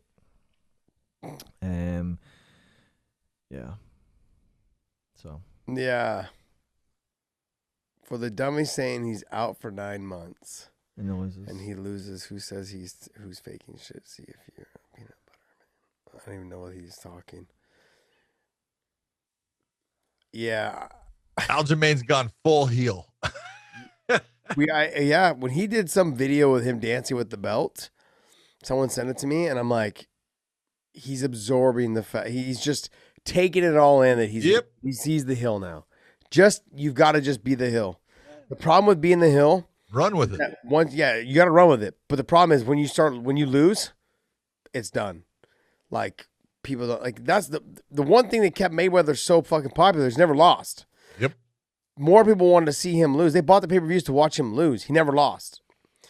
But like John Jones, he absorbed the hill. He's never lost. I mean, you could say he's never lost. You know what I mean? Like, those guys have never lost. That's why they've been able to do it. Koscheck played the hill. As soon as he lost, people were like, yeah, he's a piece of shit. He's this, he's that. That's people are going to say, now it's going to get even worse. You play the whole, I always knew you were nobody. You were nothing. You suck. This, that. And it's hard to come back from being the heel and having success and then losing. Now you're the heel, but now you're just the heel that's bitter and about being the heel. I don't know, however you want to put it. But I think it kind of plays with yourself too, because you've been the heel and you're having success, and then now you're the heel against, and everyone hates you and you're losing. I think the problem with being the heel is if you're really actually a nice guy, and you like people and you like things, and then it really works against you. But is Aljo a nice guy? I don't know. I've never really talked to him that much, so it's not like Koss was a nice guy, but you guys didn't see it. No, Koss was a nice guy. You guys just didn't see it. Not many of us did. Oh, he had his moments. What does he? It says, for the dummies saying he's out for 9 months and the losers who say he's faking shit, see you in October, peanut butter pan. Sincerely, your champ. Suck it, and life goes on. UFC bantamweight champion from Brett Okamoto says Sterling to undergo neck surgery next week. Spoke to him about the injury, timeline of recovery, when he could defend his belt. Well, what do you think the UFC does? Do you think they strip him? I don't think so. I think what they do is I think they should have an interim. They should have Peter Yan fight somebody else for an interim, and then forces him to fight the winner of that as soon as he comes back. Because if Peter wins, he has no choice to fight Peter. Boy, do you think Aljamain might be rooting against Peter Yan in that fight if they do interim title? It's like, you lost, you're out. Bye. Who's the number 2 guy? Sandhagen? Yeah, it's Sandhagen. Who Aljamain has beaten. Yes. Yeah, fantastic performance. Yeah, Peter and Sandhagen would be a good fight. But Sandhagen's fighting who? Not Rob Font. No, Dillashaw. Yes. Who is back. That's another one. That's another guy. Oh, yeah. That we're going to see if he's the same TJ Dillashaw that left 2 years ago. 2 years? 3. 2. 2 years. 2 years. Jeez, man. Long time. I don't know. I hope, part of me hopes TJ proves everyone wrong. But because I'm okay with giving him you got to give him a second chance. But part of me is like, you should pay for being, you should pay for cheating. But he did pay. He paid the 2 years. I mean, that's a lot of money. Yeah. That's my whole thing with any of that is you look and people are like, oh yeah. It's like, what do you want? You want to give it, you want him to give him a leg? You want him to give an arm? He's paid. Took 2 years out of his career. That's a lot. It's a lot of money. There's a lot that's there. And, as a fighter, you've only got so many years. He paid. Comes back. He's clean. He tests right. It's gone. If he doesn't have success, people are going to say it was all the drugs. Yes, they are.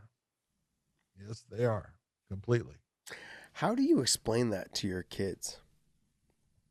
I don't think your kids ever really know. And eventually, you're going to have to be honest with them and say, let me explain it to you this way. I made a mistake. I screwed up. I did something I shouldn't have done. Yeah. It was wrong. What more are you going to say?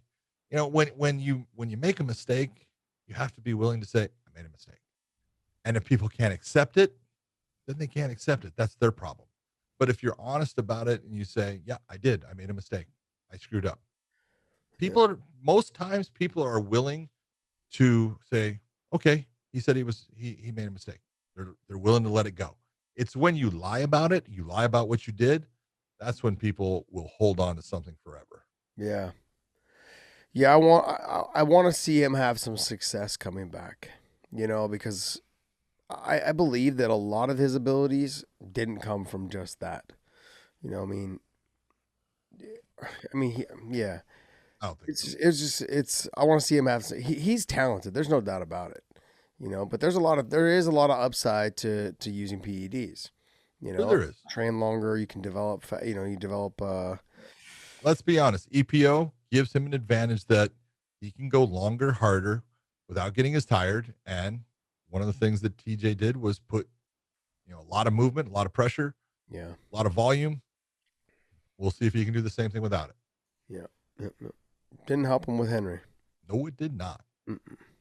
Oh, but the weight cut didn't help him either. What else you got for us there, Dave?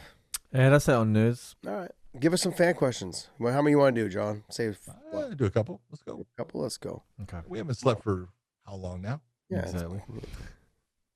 40 hours. Over here. Yeah, I know. Poor John.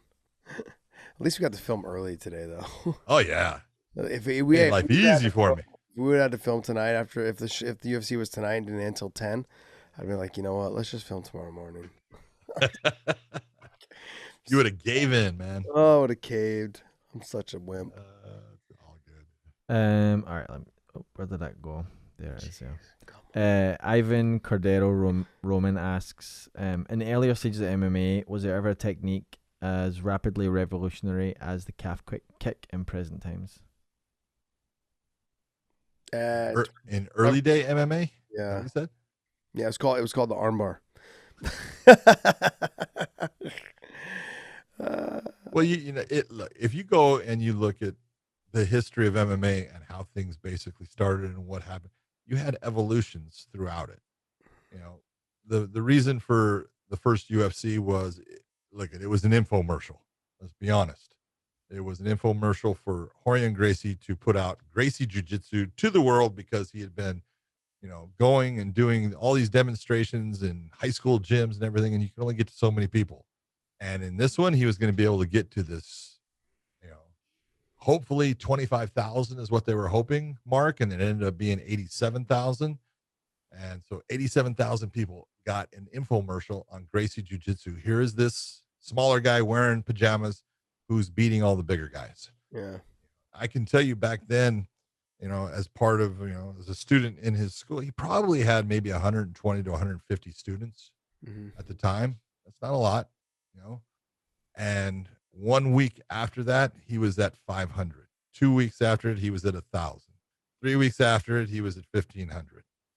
And he was now he's going to build another place because he just started getting students because everyone all of a sudden said, "Oh, I want to do that." So it worked. And you look, that was the evolution in the beginning of people started to actually take submission and grappling and say, "Oh, it is a martial art, and oh, it is effective." And then you had the progression of, Marco Huas came in and leg kicked poor Paul Varlins, the polar bear, 6'8", from, played at the, with the Spartans in San Jose State, 6'8", 400 pounds basically, and kicked his legs till he took his legs out. Yeah. And all of a sudden leg kicks were a big thing, right? But the wrestlers kind of took it away with Mark Coleman coming in. And with Mark Coleman, we basically called him the godfather of ground and pound. He would take his head. At the time, you could headbutt. People would guard up Mark Coleman after he took him down and wrap his arms, and he would use his head as a striking instrument to the point they had to let go, and then he would crush him because he was big and strong, and he had great base. He was an Olympic wrestler, and so it was just this evolution of things that happened. And the calf kick is an evolution of something that happens, and people are going to figure it out and figure out how to deal with it, and then it's going to be something else. That's what makes the sport what it is. Yeah, I would say it was probably the Darce. It was, I would say, that something that came on the scene. Was it Nogueira used it, I think, first in Pride? No, Nogueira used the Anaconda. Anaconda, sorry. Yeah, I would say probably the Anaconda. That was probably like one of the first submissions that really took on. Maybe the heel hook. First Darce in the UFC. Who was it? I already told you once. Yeah. Kendall Grove. Kendall Grove against Alan Belcher. John, I got hit a lot for 20 years. Okay. We could have talked about it 20 minutes ago. I've already forgot. No, the Anaconda there was Anaconda, there's the Darce. I would say heel hooks that came onto the scene kind of around the Ken Shamrock time, right? Ken Shamrock, heel hooked Pat Smith in the very first UFC. Yeah. So I would say it's more of the heel hook. I think the heel hook was kind of it kind of captivated people. I know that a lot of gyms kicked it out. Like you weren't allowed to use them in gyms because they would hurt people. Yep. There's a lot of submissions that have come and gone, but the calf kick itself, they're going to have to figure out a way to to defend it, because everyone kept saying like, well, how do you defend this? How do you defend, like, this is one of those things that your leg's always there, you know, and it's a gradual beating of it that does the damage. You know, sure, 1 or 2 times it can happen, but there's a gradual beating of it that does the damage. With the submissions though, that can be figured out and learned how to stop. The kicks, you start every round on your feet. And so all I got to do is 1 or 2 hard kicks, you know, throughout a round. And by the 5th round or the end of the 3rd, you're having a hard time walking. So it's gonna be interesting. People are gonna have to start opening their stance more to turn their shin out, but then that opens up the inside leg kick. And we're seeing a lot of people now, instead of going to the inner thigh, they're going to the calf there as well, and that hurts like a son of a bitch.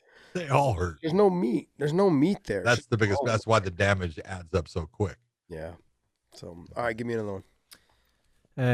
Jesse Mathis says, I got a question for Big John. I was rewatching old fights this weekend and watched UFC 11.5. What happened in the Tank Abbott versus Cal Worsham fight? One of the weirder moments I've ever seen in the UFC. 11.5. There was 11.5. That's what he wrote. There was UFC 11.5. Nah, I think that was the ultimate. That was the first ultimate. Or maybe it was the second ultimate. I think it was the second ultimate. Excuse me. Where Tank Abbott fought Cal Worsham and tried to throw him out of the cage. That was the big thing there. And then Cal was, he was upset with the whole thing, and he thought that Tank was. I can't remember exactly what he was so upset with, but I can't answer your question. I don't remember what he was so upset with, but he was, because Tank was trying to throw him out of the cage. But if he had thrown him out of the cage at the time, it wasn't illegal. It was, we'd open up the gate and you could come back in. So, yeah. Interesting. Yeah. What else you got for us, Dave? Sorry, I can't answer it. I don't remember. Wasn't that important to me. Abayomi Maja asks, what's the biggest fight Bellator could possibly make in terms of build-up? I'd love to see Usman Nurmagomedov versus Dylan Danis at 170 with Khabib and Conor in their respective corners. The biggest fight they can make right now is not right now. I think in this whole year would be AJ and Patricio. Yes, that's the fight that's going to happen. I think it's like June or July. They're talking about having it if everything goes right. That's the biggest fight they can make. You have your pound for pound Bellator best fighter fighting the young up and coming, young undefeated. Done every one of his 17 fights has been in Bellator. You're talking about homegrown. Yep, that's the one. Yeah, you got him, and then the other one would be for me is your other star is Douglas Lima fighting Yaroslav Amosov, who's 25-0. You have 2 undefeated fighters who pretty much have been developed in your promotion. Yaroslav Amosov had a lot of fights outside earlier, but he was relatively unknown. Now he is known, but he's had a lot of fights in Bellator and is still undefeated. He's beat everybody. And so if you have those 2 young undefeated fighters fight your current, basically your 1 and 2 pound for pound best fighters in your promotion, I mean, those are your 2 biggest fights. Your biggest problem with what he's saying, Usman is a 155-pound fighter. Yeah. Danis is a 170-pound fighter. Yeah. So they're not in the same weight class. Yeah. That doesn't mean that Usman couldn't go up. Danis would have a hell of a time trying to get him down, and he'd be eating a lot of shots. Yeah. So on the ground, Danis is really good, but Usman's not bad. Next. Yeah, we don't know if Danis could take the ground and pound that Usman's going to deliver. That submission game might go right out the door once you're getting hit in the face. It's different. Jonas Romanos asks, TJ Dillashaw tainted, or can he redeem his legacy after the suspension? We just talked about it. I mean, he is tainted, but if he has success, I think it redeems himself. If he has no success, it'll make everyone feel like all of his success before was because of the juice. Here's the real problem. TJ Dillashaw admitted. He admitted, I did it. I made a mistake. I screwed up. So what more do you want of him? Yeah. Do I think that he can redeem himself? Yes. I think the biggest, when I say here's the problem, there's been too many guys that have done something and then they try to say, I haven't. And this is where I'm saying, if you're honest, people will forgive you. It's when they think you're lying that they'll continue to just, stick it towards you. And you're this, because they think you're lying, whether you are or not. They think you're lying. They're just going to, ride you hard. What can they do with TJ? He admitted it. He said, yeah, I did it. It's gone. Yeah. I mean, 2 years. Okay. It's over. Yes, you did it. Can he get his career back? Yeah, he can get his career back. Is it always going to be there? Yeah, it'll always be there. But he can make, the second part of his career, stand out. He'll be known for it. And the one thing he's got is he's going to be tested by USADA. So, they're the ones that caught him. We'll see if he gets caught for something else. Yeah. My take on when I said that he has to redeem himself by winning is that's not redeeming himself to me. I think that's going to be redeeming himself to people in the public. I'm already okay with everything. He's, like you said, he's admitted it. I would like to see the reason why I said I'd like to see him have success, so he's not further criticized by the public and by the casuals and everyone saying, see, all your success was because you cheated. Yep. I'm looking at it from a point of view of like, he's a fighter. He's somebody that, it's not easy to do this job. And there's a lot of pressure for fighters to do this job, especially when you start having success, to continue that success. And he folded to the pressure, and it caused him to, to use PEDs. My look at it is that for him to redeem himself, he needs to get a couple good wins, one or two, to show that it wasn't just all that, why he was good. And I already know that it wasn't just all that, because the movement, the ability for his footwork, his striking, his wrestling, putting it all together, that's not PEDs. That's the ability of putting yourself in the gym and fucking refining your craft to make yourself hard to beat for anyone. It's like, look, I get like when all the guys were hitting home runs fucking out of the ballpark. Sammy Sosa and Mark McGwire and everybody else. Barry Bonds. Okay. Were they using PEDs? Yes. But so were the pitchers. Yes. But on top of that, though, it still takes hand-eye coordination to make fucking contact with a ball coming 100 miles an hour. I don't know if you guys go to the batting cage. It's fucking so hard. You know what I mean? And to hit the ball and get it out of the park, sure, I get it. You're getting a little bit more oomph behind it. But it's the timing thing, It's like, if it was that easy, why didn't I'm sure there was a lot of other people in Major League Baseball using steroids. Oh, they weren't hitting home runs. They weren't hitting home runs because they didn't have the hand-eye coordination to touch the ball at the right time to get it over the fence. Anyways, I think with TJ, after he wins one or two through the USADA program and everything like that, I think he's gonna have it will redeem him to the casuals. What do you think? I agree. All right, last question I've got is from Bashir Aljamain, and he says, question for Josh. I need to hear you cheering for Podcast Dave once, or my life will never be complete. It will never. I think Dave put that one in there. It will never happen. I'm sorry. Your life will go down as a failure then. No, I'm just kidding.